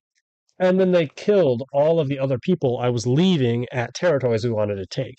And so we ended up getting reverse sweeped, and we scored almost no points that day because we didn't have very many capture flags because we had a very poorly defensible territory. And so we ended up losing so many points that day, and we hadn't done well. I think we were last like a few times in a row. Um, oh, I don't know what that is. Anyway, we were doing very, very poorly that week, and this was the final thing. Like I sat down and I did the math, and we could miss like if we captured all of the territories, we could miss like two or three capture flags every day for the rest of the week, and we still would like barely tie. Like we had to play almost perfect, and our enemies had to play almost as horribly as you possibly could. And this like thing basically meant to us that our team wasn't going to win the week period. It was just impossible. There's no way. And so what I decided was that if we can't win, we shouldn't be miserable. We should at least try to have fun. And so in this speech, I and a few others rallied the troops and we decided that we're not going to win. It's impossible. We cannot make back the points. Our fighting force simply isn't good enough at capturing things and holding them. And also, the end of the game changes, so we can't hold stuff anyway. But what we can do is we can attack another team, and whoever we attacks will lose. We cannot win, but we can choose the victor. And that's what we did. So, immediately after this speech took place, our group of about 30 people, literally our whole, we, in this, I said we left about 10 defenders. We did not leave 10 defenders. We left like one guy who didn't want to walk. We took like basically every single person we had and we marched from our territory to the capital territory of the first team. And within 5 minutes, we took all of their flags and our war party. Like we took like five casualties out of 29, and we wiped their entire team, and we marched back all three of their flags. And so at our base, we were left with six, and I think we left about five people, and then we went out on an assault to the other team, and I think it was Kevin or it was some other counselor. I don't think it was Tyler. Some counselor double dash with me as we were just getting on the trail to go that way. And so, as the commander and as like the front runner, I died. And so I couldn't go with them to the second base. And so they only captured two out of the three flags and they made their way back with those. And so at this moment in time, our team, Honeytoff, the yellow team, had eight out of the nine flags in the game. I'm not sure if anyone else has had the same amount or more. There might have been an event where somebody had all of the flags, but I don't really think so. It's very, very rare. Um, and so we had eight out of the nine flags. And so the first team we went to that we completely wiped, yeah, they just had a much better starting territory than we did. So it was harder to attack them unless you attack them full out, but they could hold their stuff normally better. But because we anyway, they were basically just sending wave after wave after wave after wave of people into us for like 45 minutes while this other team held on to their one remaining flag. Because even though we had gotten all these points, there's still no way we could make it back. Whoever held on would literally just win between the two. Um, and so I think it was blue actually who was attacking us, and the red were the people on the far peninsula. Um, they were attacking us wave after wave after wave, and we were doing an unbelievably good job of taking out like waves of 15 people with like 10 people, while the rest of ours were keeping trying to attack the. That's why I just stayed and guarded the base for the entire rest of the game, basically. That's maybe not true, but um, eventually the blue people got kind of smart and they realized this isn't working. We cannot hold. We cannot attack these people straight out. They're simply too good at defending because they kept the majority of their team there. Because we had eight out of the nine flags. There's not that much else for us to take other than the one flag, and we're already sending half our team there to go get it. Um, so what they did is they went back, consolidated their team. They had their own pep talk and realized we have no more flags. We have nothing to protect. And so they marched their 30-man team over to the red people's 30-man team and they had a negotiation. This is sort of like a pep talk, but it's a pep talk with swords because what the blue people said is, we have no flags. We have nothing left to lose.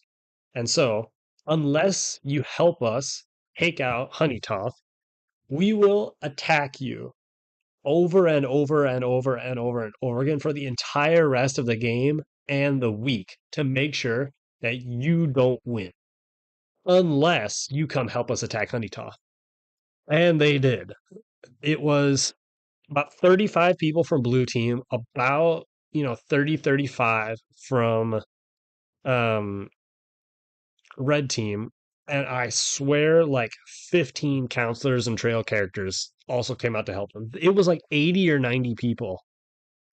It felt like 120, but I was standing there defending, and we hadn't seen a wave of blue people in like a good 20 minutes. We had just been standing there watching our right flank, and I saw like one advanced scout run out of the woods, see us, and turn around. I was like, "Uh-oh, this is bad."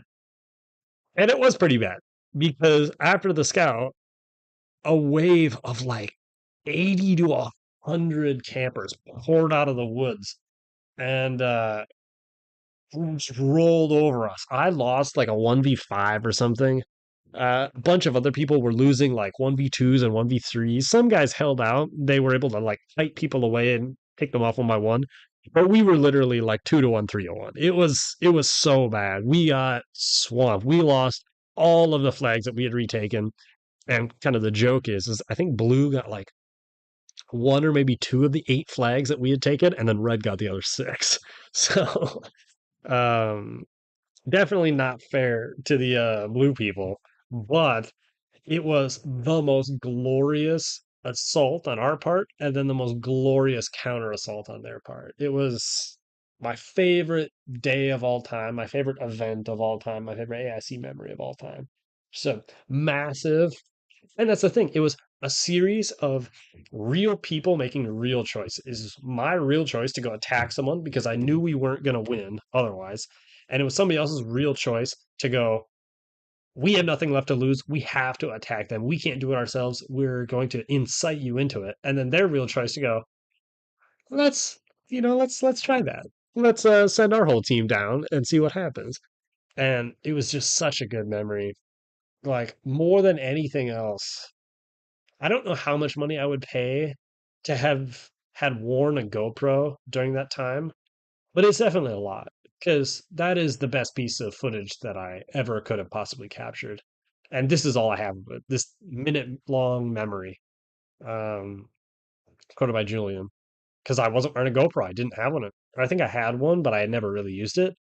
And after this, I was like, okay, there's some cool things here. I have to record a little more of this. So.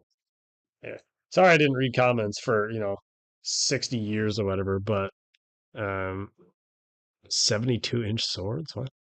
Um, First appearance Mountain 2020 last. What is this? Mountain Relic? It makes people fight on their knees. A Grand.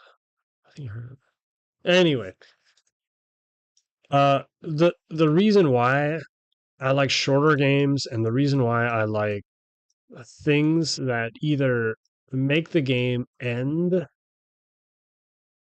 as like the win conditions, like the game goes until somebody wins, and so you can win whenever you want to, as long as you just are good enough to do so, is because I got screwed over by a game mode where you don't win until um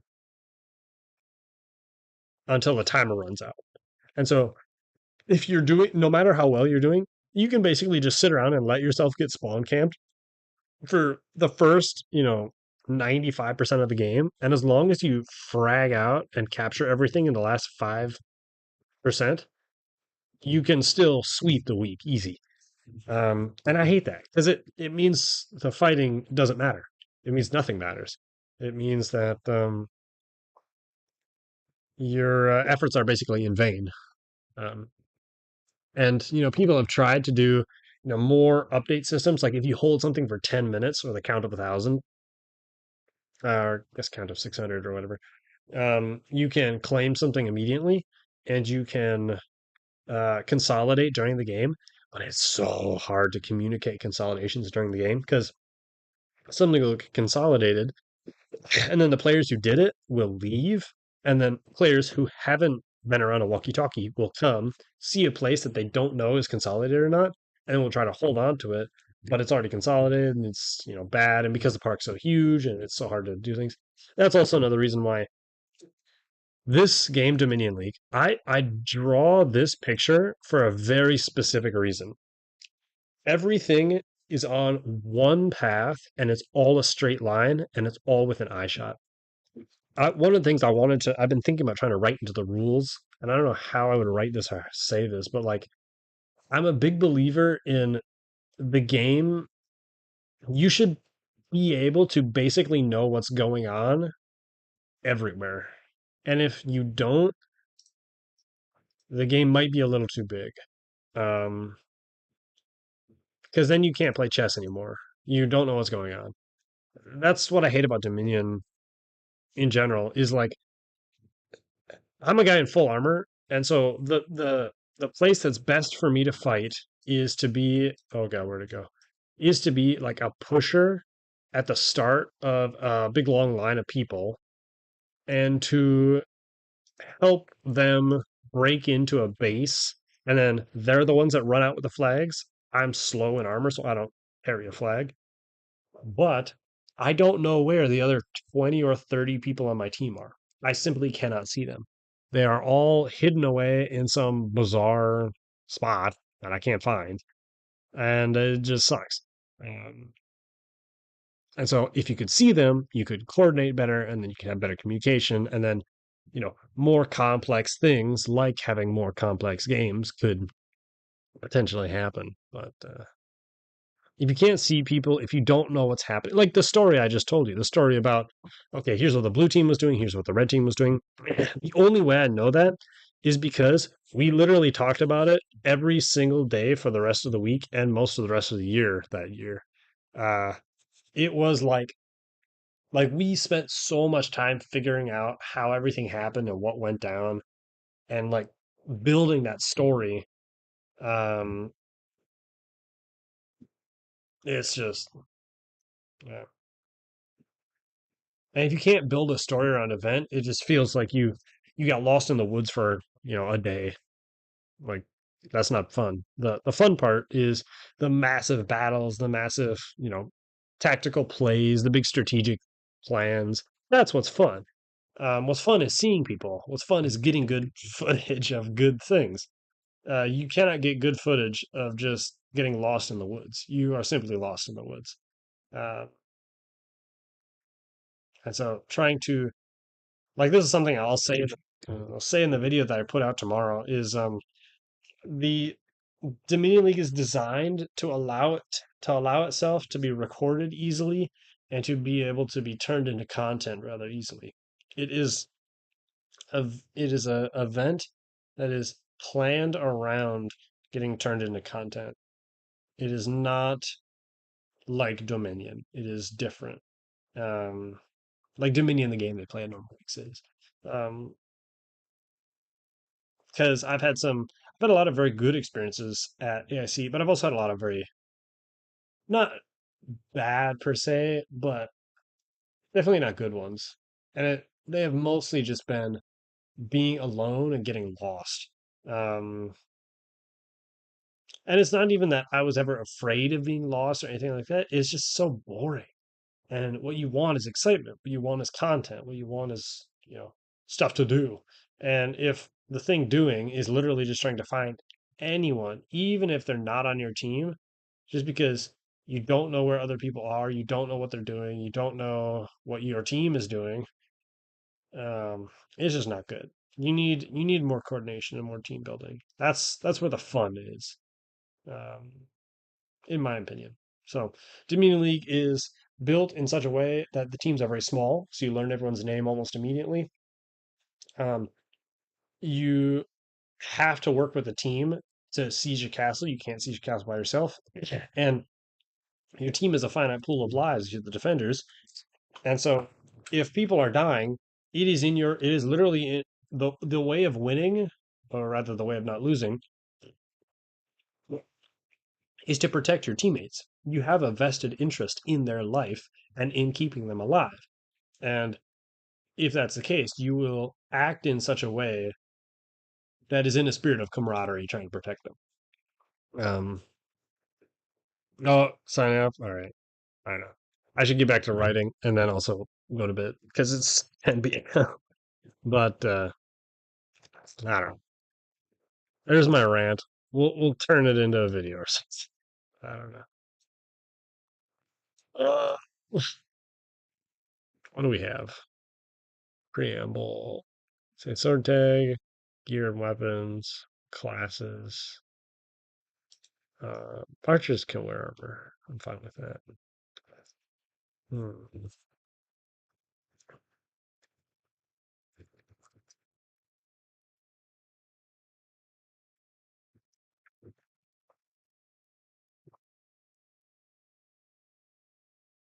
We won't specify that. We don't need to specify anything if they're just archers. Hmm.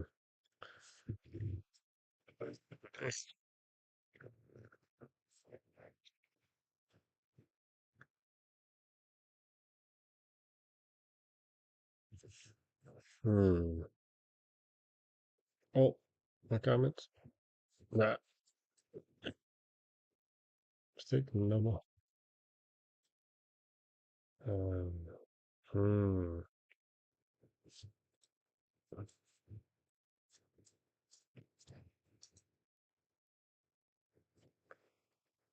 What are we doing here? Daily game models.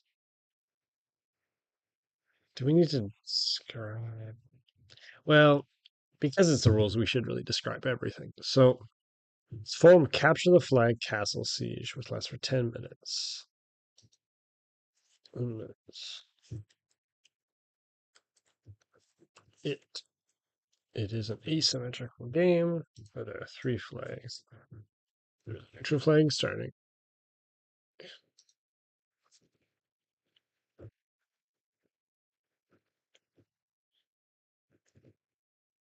Points a flag for the defenders who get to start inside the castle, but because of the buff of the castle, the defending team only has a finite pool of lives for that 10 minutes. The coin is turned by a number multiplied by the amount of players the opponent's team has.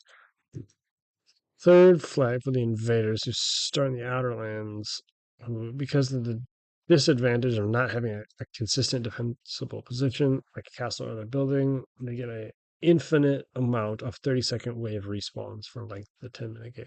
The way for the defending team to win is to capture and hold the majority of the flags in the game inside their castle at the end. Castle until the end of the game. However, the invading team has a second um,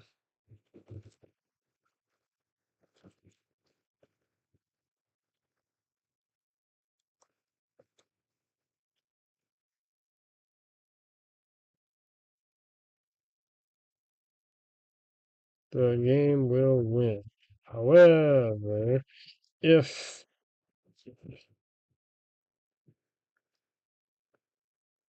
the invading team is able to not kill off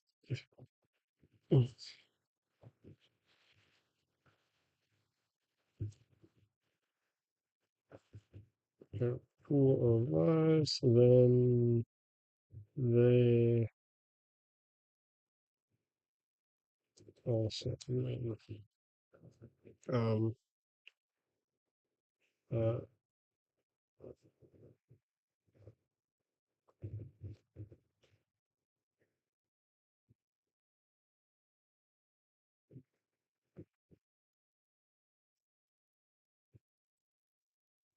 a frontal wall and a gate attached to that front wall. Um, Archers and mages can use projectiles to go over the front wall, but what am I trying to say? Oh, and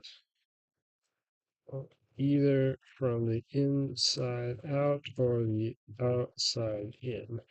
However, um, melee weapons can't use walls.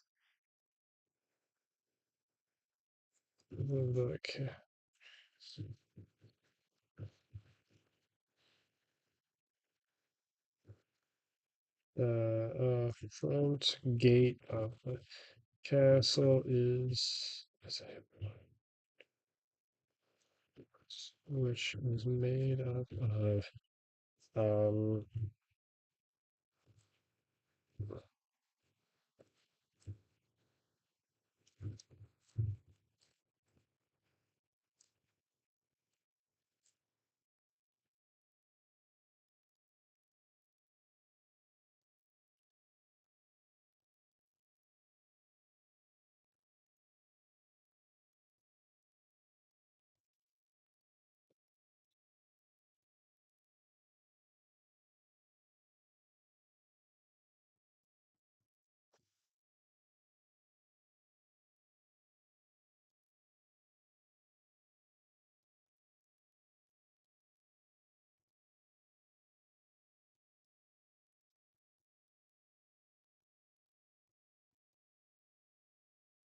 back wall.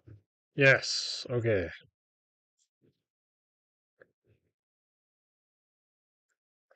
The wall, the gate, the gate, the gate's standard position is always closed. The defenders are able to instantly open the gate if they wish, but the um,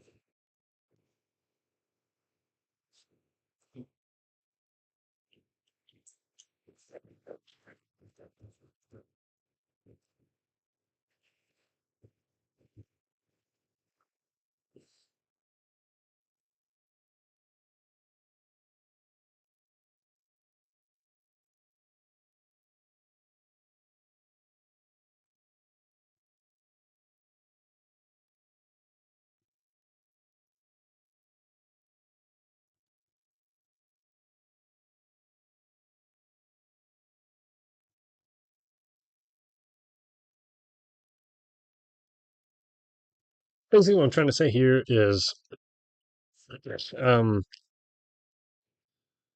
in lots of other AIC things, like if it, I mean, here we can go look at another castle siege actually. Um,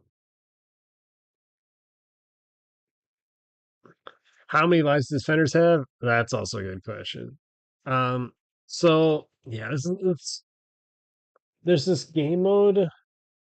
Oh, do I have video of this? Oh, I don't know. Ooh, we don't want that. Um, your videos. Uh, channel content? No, my channel. There's this game called Banner Ball. That's what they call it. There is no ball. It's actually just a flag. But um, even no, it would be probably in the. But basically, the way Banner Ball works is you literally just gotta touch a tree behind the thing, um, and then you get respawned instantly. Uh, this is other stuff. This is other stuff. Is this Banner Ball? I don't think so. No, no, it is not. No, this is still our base. Okay, whatever. Um, basically, the way Banner Ball works, here, I'll draw a picture, um, is you get So you get the two spawn areas and then a big old path in between them.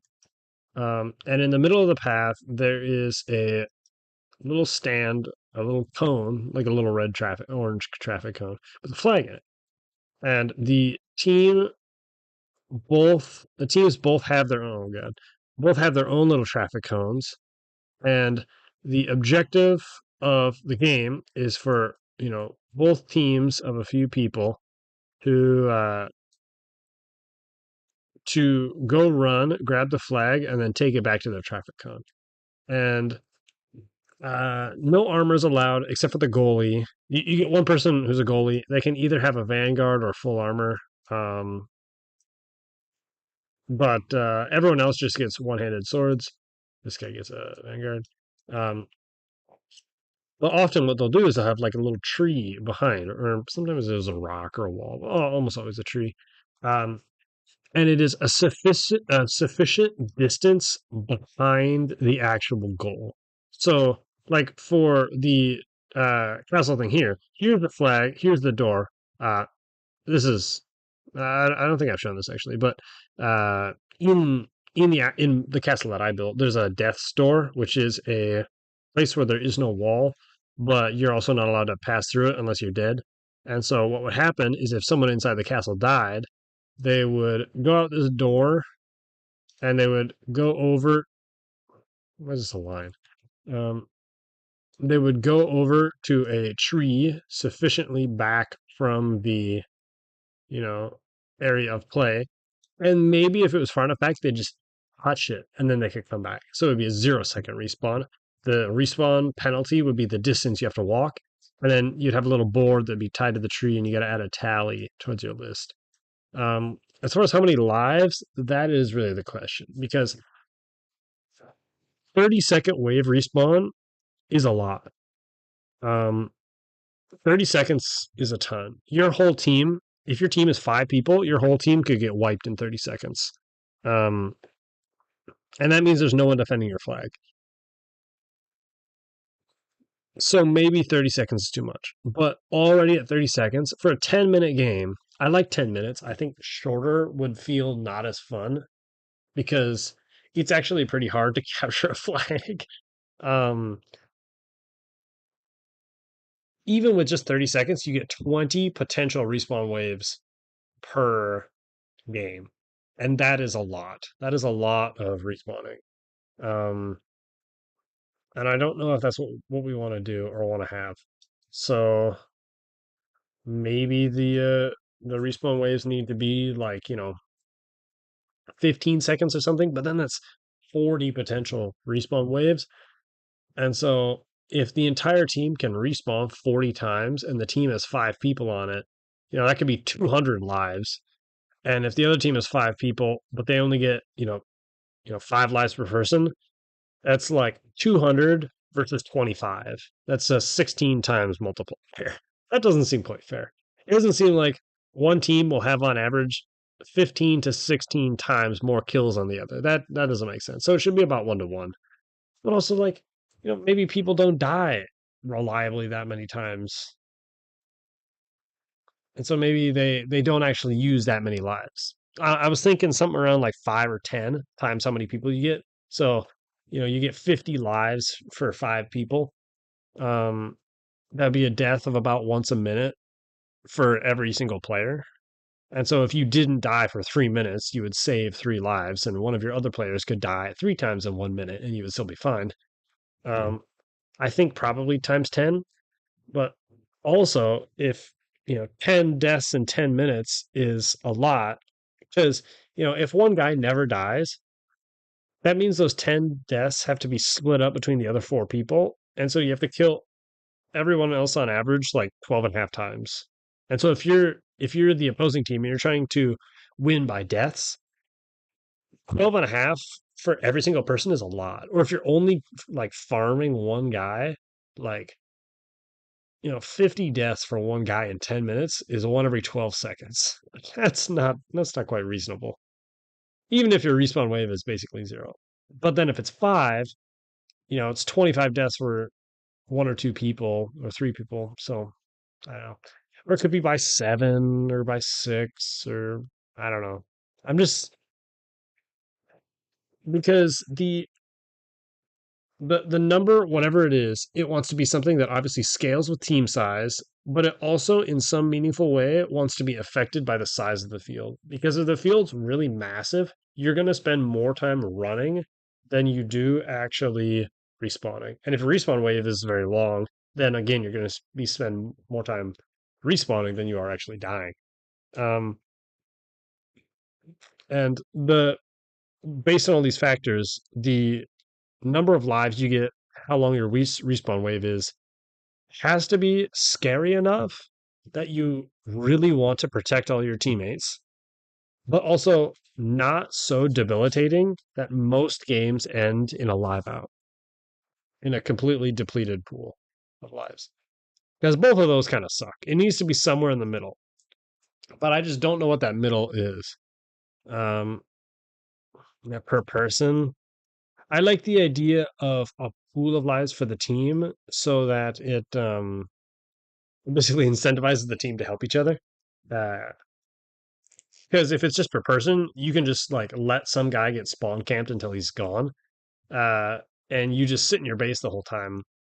Um, it's if it's but the team though, it is in your best interest not to let people go on suicide missions because it's negatively affecting your team's chance to win. Um, and it's also in your best interest to try to protect your teammates as much as possible to stop them from dying because it also negatively affects your teammate's chance to win. That's why I don't want it to be personal. Um, so I don't know. 25-second respawn for attackers. Um, yeah. Again, I don't know how long 25 seconds is though, because it's a question of how far apart am I going to put the castle and then the attacker's base. Because like it matters how fast you can run it, basically. How fast can you run from the attacker's respawn to the castle to reinforce your attacking party? Um, if there's no chance you could respawn in time, that means each attack has to be with the whole party, which might be cool. Otherwise, it might be like, a constant flow of bodies where they're all respawning by themselves. That's the whole point of a wave. So, hmm, I don't know. I was thinking probably 30 seconds, but it might be 15 seconds.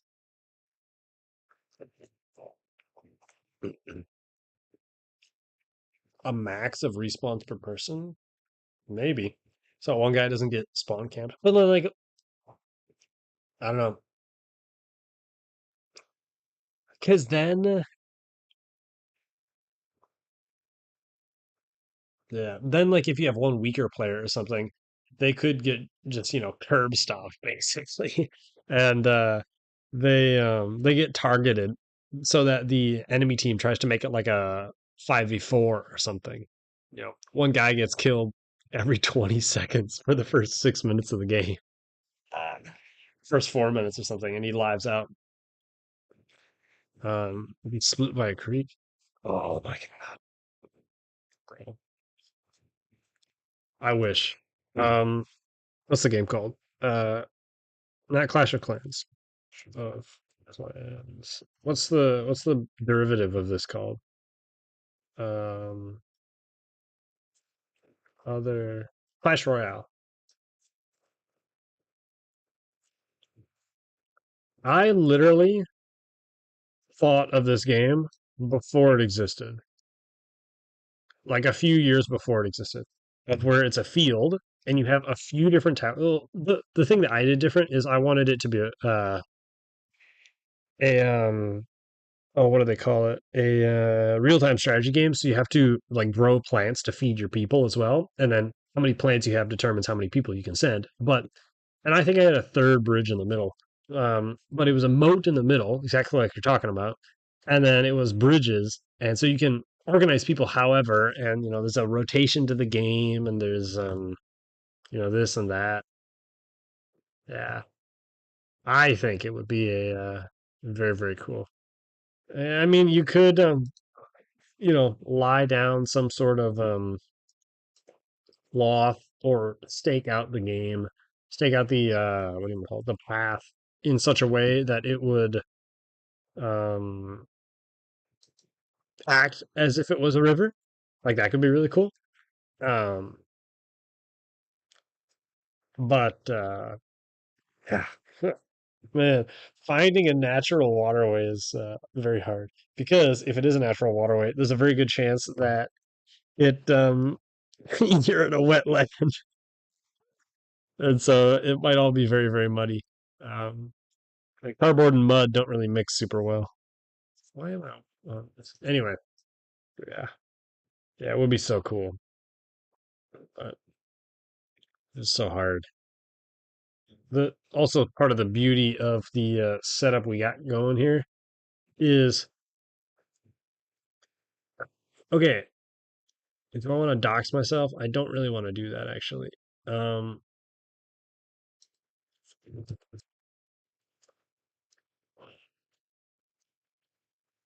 I hope this doesn't show my house. Um, anyway, activities and events, parks and destinations.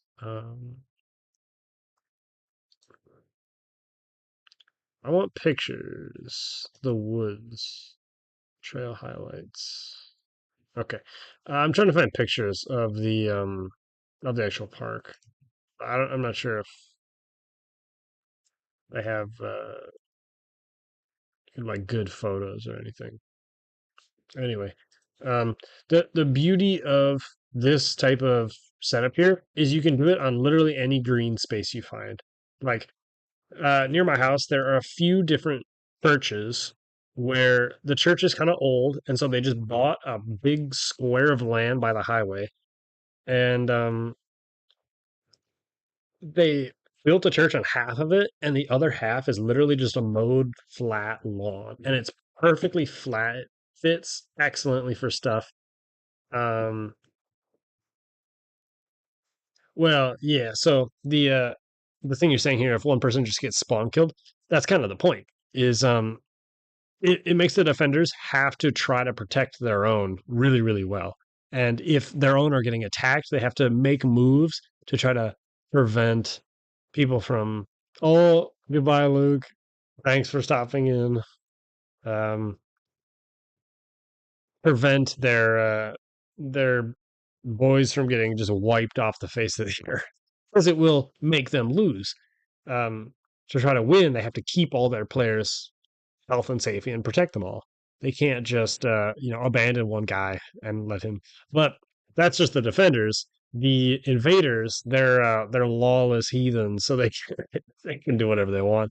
If one of their members doesn't want to try to attack normally and just wants to send it up the middle every single time, they are fully willing to attempt that, but it probably wouldn't go very well because they're the invaders. They get infinite lives, and so it doesn't really matter what they do. But also, if it's just one guy who by himself has to touch the castle gate for 15 seconds, he will just get killed. He will get shot by an archer or fireball by a mage or something else, and it will just end poorly for him every single time. Um, because sieging a castle by yourself is practically impossible. Um, what the heck is this? Anyway, so both teams, there is an incentive for them to work together. There are inbuilt incentives for every player to know the state of the game and for the state of the game to be knowable. You can just look and you see a squad of people walking towards the enemy camp, and you're like, okay, they're going for an attack. How can I affect this? Um, yeah, really high max lives. Yeah, yeah. Then I guess like yeah, maybe it'd be like a clause in there or something. Kind of like what you're saying. Like because it would be rather odd if one person died 20 times before someone else dies once. That would be kind of bizarre. You would have to be throwing. You have to be throwing the game to die 20 times. And so ideally, everyone dies kind of at the same rate. Like one person dies 6 times, one person dies 4 times, one person only has died once, but then, they're the one defending. So that makes sense, of course. Um, and maybe it's so that one person can't just bankrupt the whole team. But then, like, maybe it's meta that well, if you die over the amount, then you get ejected from the game, and then you'd have to, I don't know, maybe maybe a max. The part of the reason why that is because it's hard to keep track if you're dying that many times. The way I would do it is just have like a little tree somewhere where there's a sharpie on a stick or sharpie on a string, where everyone just goes and makes tally marks of how many times they've died so far. And once it fills up the 50th tally or whatever, the game is over. Somebody shouts, "Oh, we've died their 50th time," and you lose track, or and you lose the game. Also, I think it's the incentive for both teams to try to count the amount of deaths that the defenders have had, because you're trying to like you know kill out the defenders to make them live out, and so you are making sure that they are making sure that they're trying to stay alive. Um, yeah, I think it'll be really fun. I think it'll be really cool. Okay, this is kind of a side note. Um, so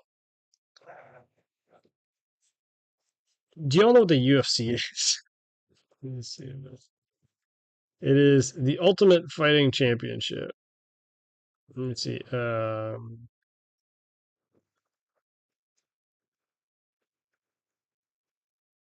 Is my favorite sport other than AIC.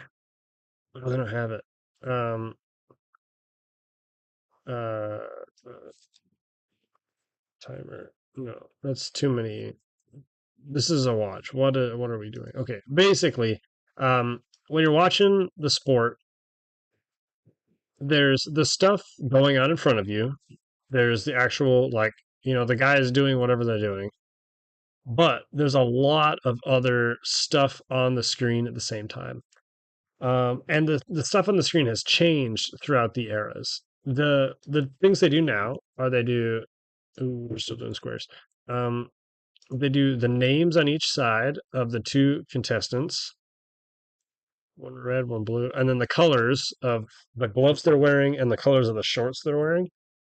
And then in the middle, they have, I don't want that to be blue, they have a timer for how long the match has been going on. And so we'll do, 4:20, oh, good, 26. And then they'll have like R2 for the second round. Um, and so they have already the names, the time, how long it's going on, and sometimes they'll have other information pop up on the screen. Like they'll have significant strikes for both people. They'll have takedowns for both people. They'll have, I don't know, like win loss ratio of both people or something. They'll like include a ton of extra if they don't have helmets. Yes, we should write that down. Um, uh, armor and helmet. Uh,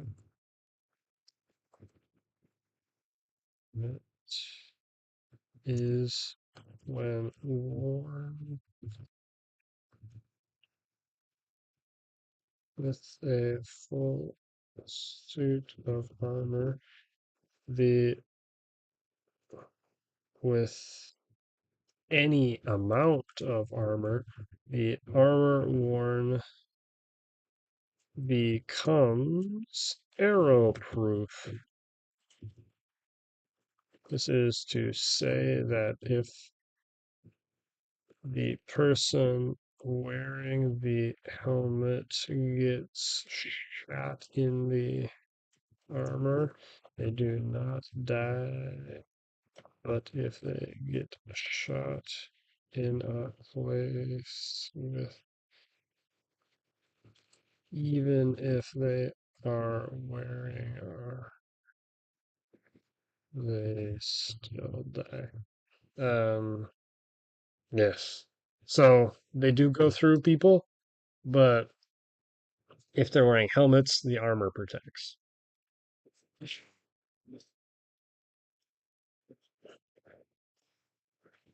So is UFC. That is not a U. Um, that is still not a U. Uh, I'm making my own sport, right? And so I can choose to have different things on my window. I definitely think a timer is needed. I think the names is also a good idea. I might do mine at the top or maybe at the bottom or maybe in a corner or something. Because baseball has tons of things like this. Um,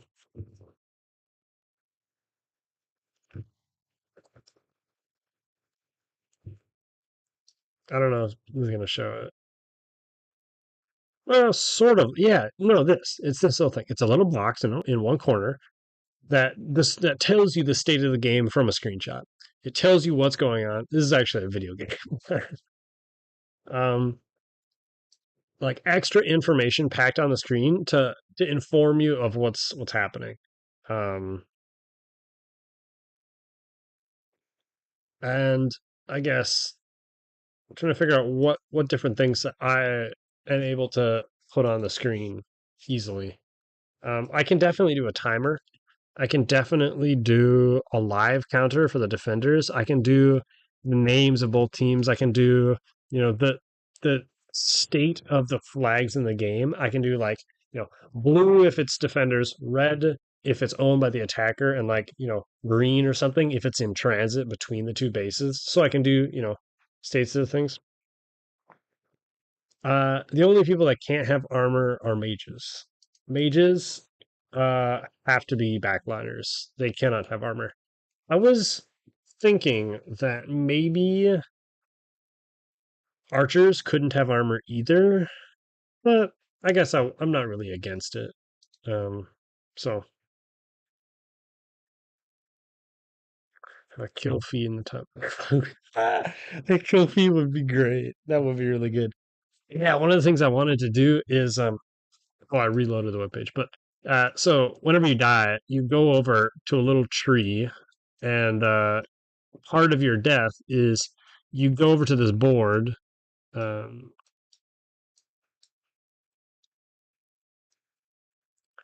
and you don't just do tally marks. There's more that you write. So you write your name, you write how you died. Yeah, I think you write your name, who killed you. So uh,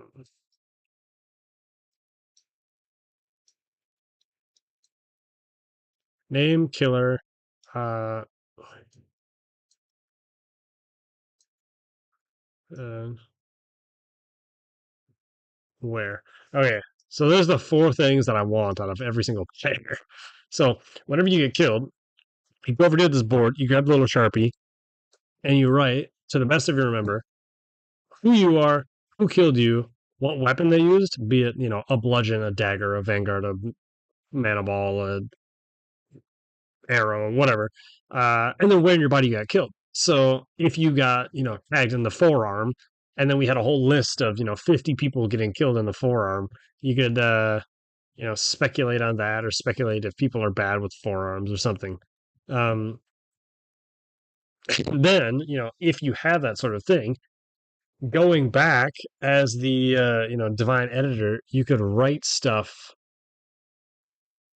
Yep, yep. It should be a gravestone. Actually, I did this once for a. It wasn't a kill my start. I was the guard of a castle. I was the guard captain, Um,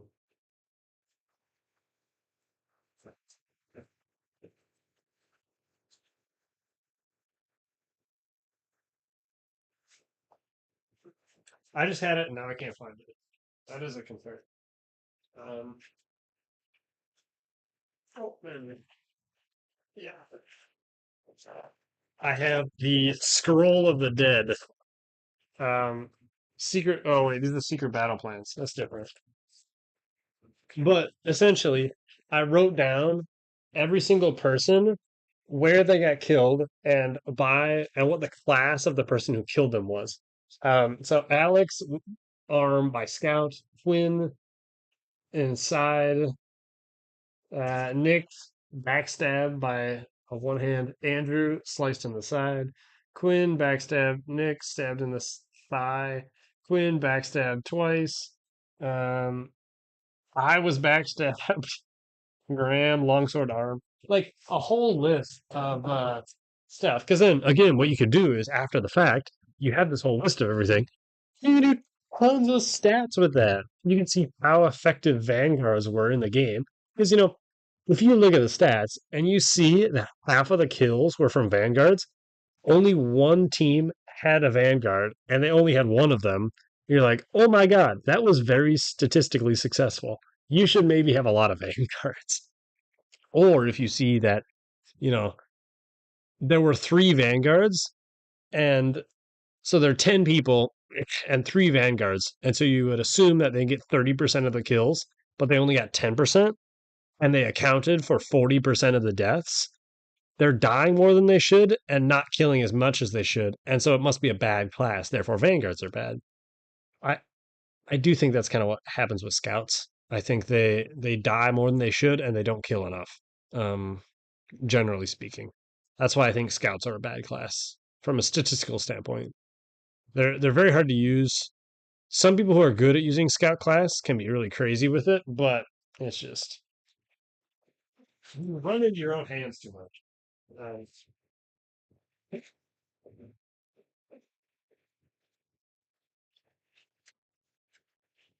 you're trying to fight, you end up doing conflicting stuff.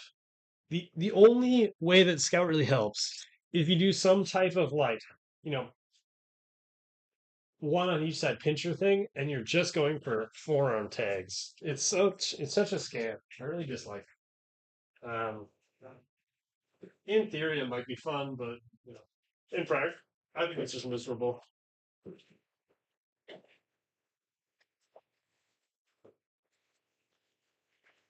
Also, if you would like a bit of a cruel joke, so I made these two swords while I was trying out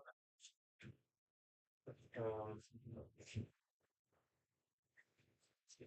different paper mache methods. This is, I think, my latest paper mache method. I'm very happy with it. It's the dragon snot cornstarch one that ASE does. Um, this works very, very well. But we tried a lot of other things to get here. We tried wood glue. I think I actually have a bottle of wood glue somewhere. Um, yeah, I do. We tried literally just diluted wood glue. I put it, mixed it with a bunch of water, and then just slathered it on, and it was awful because it didn't stick very well, and so pieces kept falling off. But another thing we tried is only flour, just flour and water, and the joke is, um, it's a class specific debuff, but it does inflict poison damage on people with celiac disease. So this is not one that we would ever use at camp because we don't want to be making people who are allergic to flowers sick. That's also why ASE uses Dragonstein in general, because it is in fact just poisonous. It is not good for people, and so we use corn instead. Um, Scouch and arses knee above belt. Yeah, it's fair. Um, hmm. Only breastplates, but then do shoulders count? Because like, you know, no.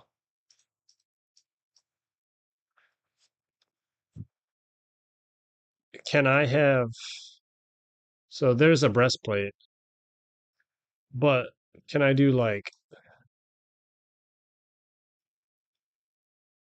that as part of my scout's, shoulder armor? I don't think so. I think that'd be a little weird, but it's part of your breastplate. It's all attached just at the top at one rivet. So like maybe, huh. Or do Dragon Ball Z armor.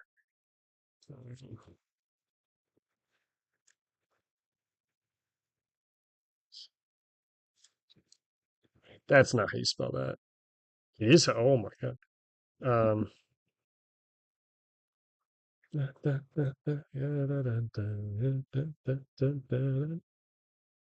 Anyway,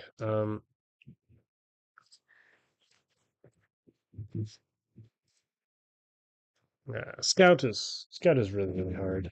Um. Oh, oh my god, is that a reference? Um. It was, yes, it was Dominion League, or no, not Dominion League. Hardcore Tactical, Hardcore Factions. Oh my goodness, long hair. That's cursed. So if y'all don't know, HTF is very, very good. They call it hard tactical or hard tack. Um, where am I looking for? Oh, I'm looking for chat. Okay, yeah.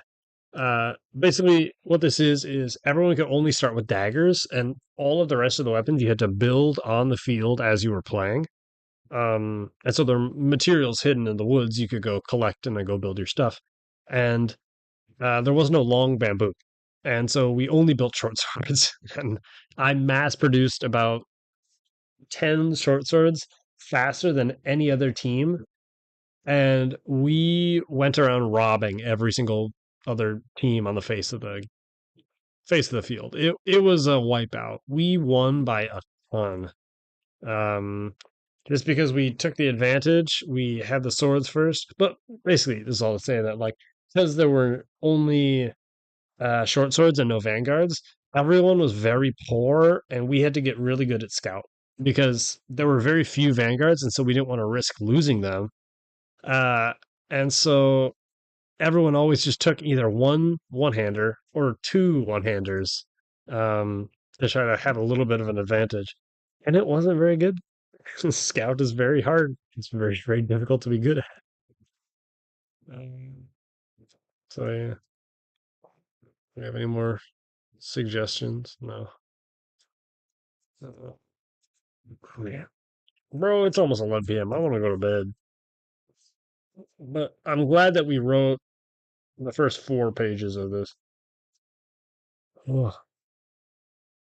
CSO tag, gear and weapons, class descriptions, governing the capturing of flags, governing the folding of flags.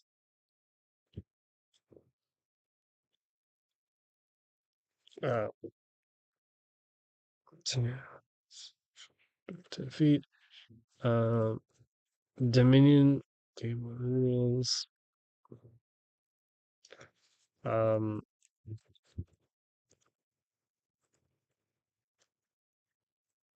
win conditions for each team. Um, mm, uh, um, rules. Yeah,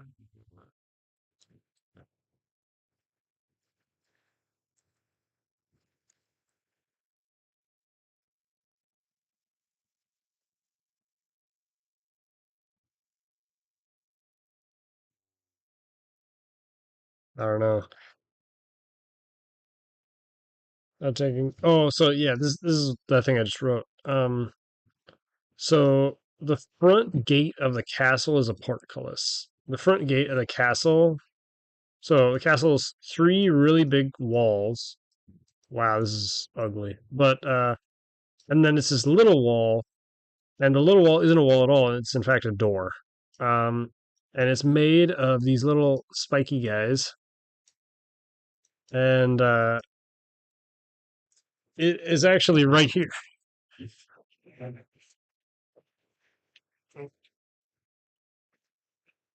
This is literally the front door of the castle. Um, and it has a frame that's made out of wood that sits outside. But basically, what happens is the defenders can just untie the top corner and swing the gate open and walk right through immediately. But the invaders have they in basically all castle siege events, um, the invaders have some condition they have to meet to be able to open the gate. And for some, that's like battering ramming the gate down with a relic. Either it's a sword or Thor's hammer or like the Grey Malkin one time. That was kind of sad. Or they built like a car one time and they drove the car into the wall. But either way, the whole point is to make the condition hard for the attackers to meet to open the gate, at least harder than simply opening the gate, and have it be slow enough that the defenders can stop them from opening the gate. They can stop them and then close the gate again to stay safe. Um, and the reason why it's a portcullis is because there are holes in the door and you can poke through the holes. And so the defenders can attack the attackers using melee weapons and ranged weapons while they're standing and being protected by their castle. Um, so if an attacker wants to get in for this game, I think a fair and reasonable requirement is reaching over and grabbing the thing with a bare hand, maybe with two hands, but we'll start just with one hand. And they have to hold it for 15 seconds. They have to stand here for a quarter of a minute and just kind of like hold on to the thing. Um, and the reason for that is because they have to have an empty hand and they're putting that hand at risk of getting tagged from the defenders inside. So they're pantsing their arm, they're putting themselves at risk to try to open the gate to get in. And they have to risk themselves for at least 15 seconds um, so that the defenders have time to prevent them from opening the gate altogether. The defenders can open the gate at all if they want. Um, hat, jab, hat jabbing? Swing instead of tapping.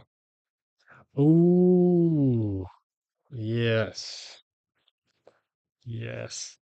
I think it was, well, okay, so here are my two examples. Um, oh man, the wood went further than I thought.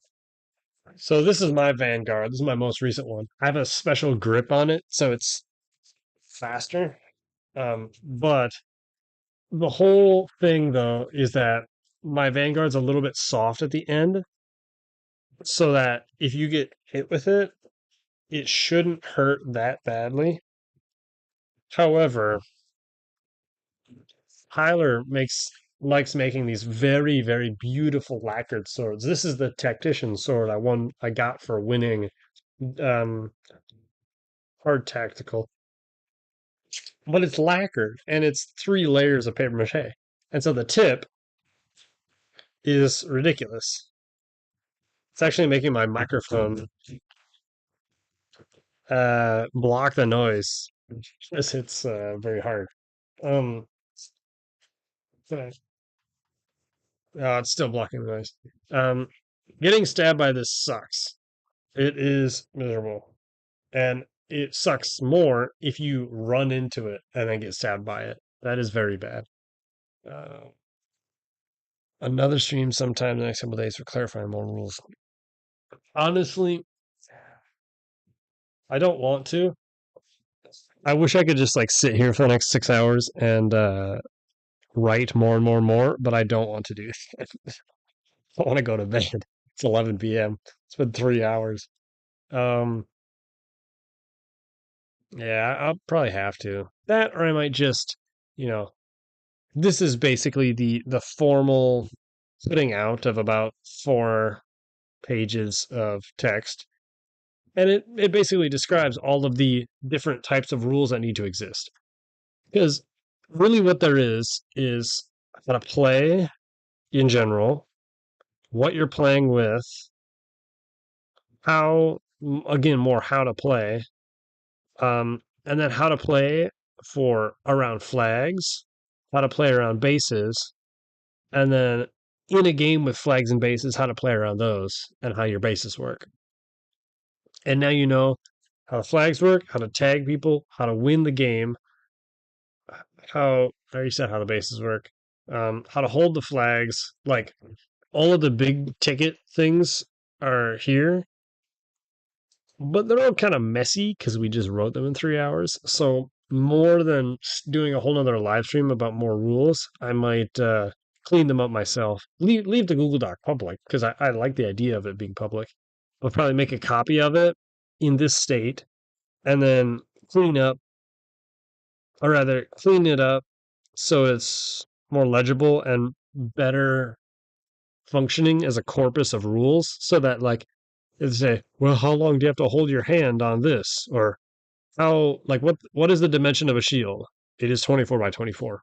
Period, full stop. It's not knee to shoulder because that can be 40 inches for tall people and like, you know, barely 2 feet for people who are short. Um, so neatening is more what needs to be done rather than filling out more stuff. I think we filled out quite a bit, which is good. It's very good. So I don't know. I don't know. What do you guys think? Is there anything more that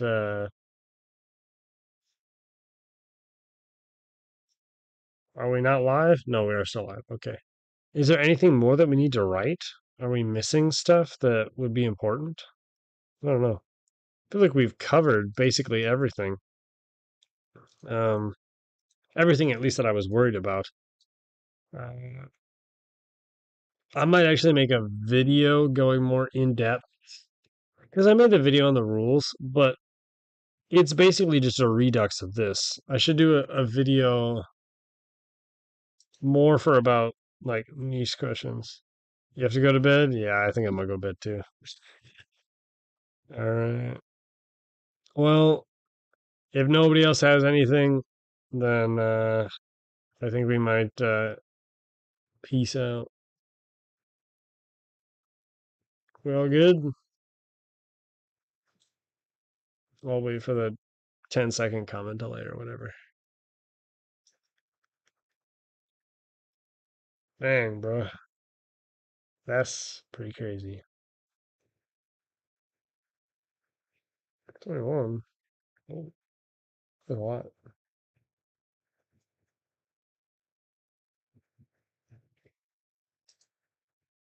We chilling? Let's take a look at the analytics. What do the analytics say? Content. Yes, I'm aware. It's crazy.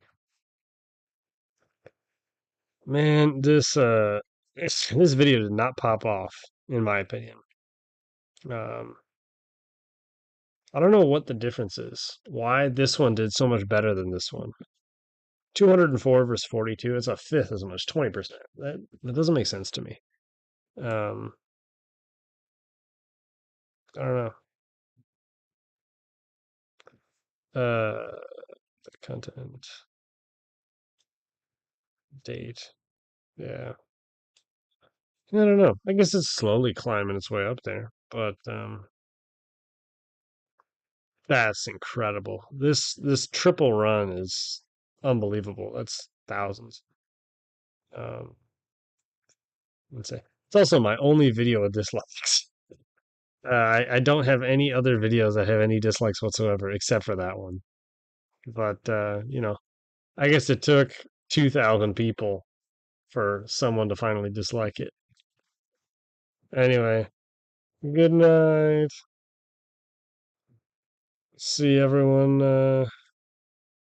Well, I'm gonna thumbnail. We'll get a video tomorrow, so maybe tomorrow. All right. Well, best of luck. See everyone.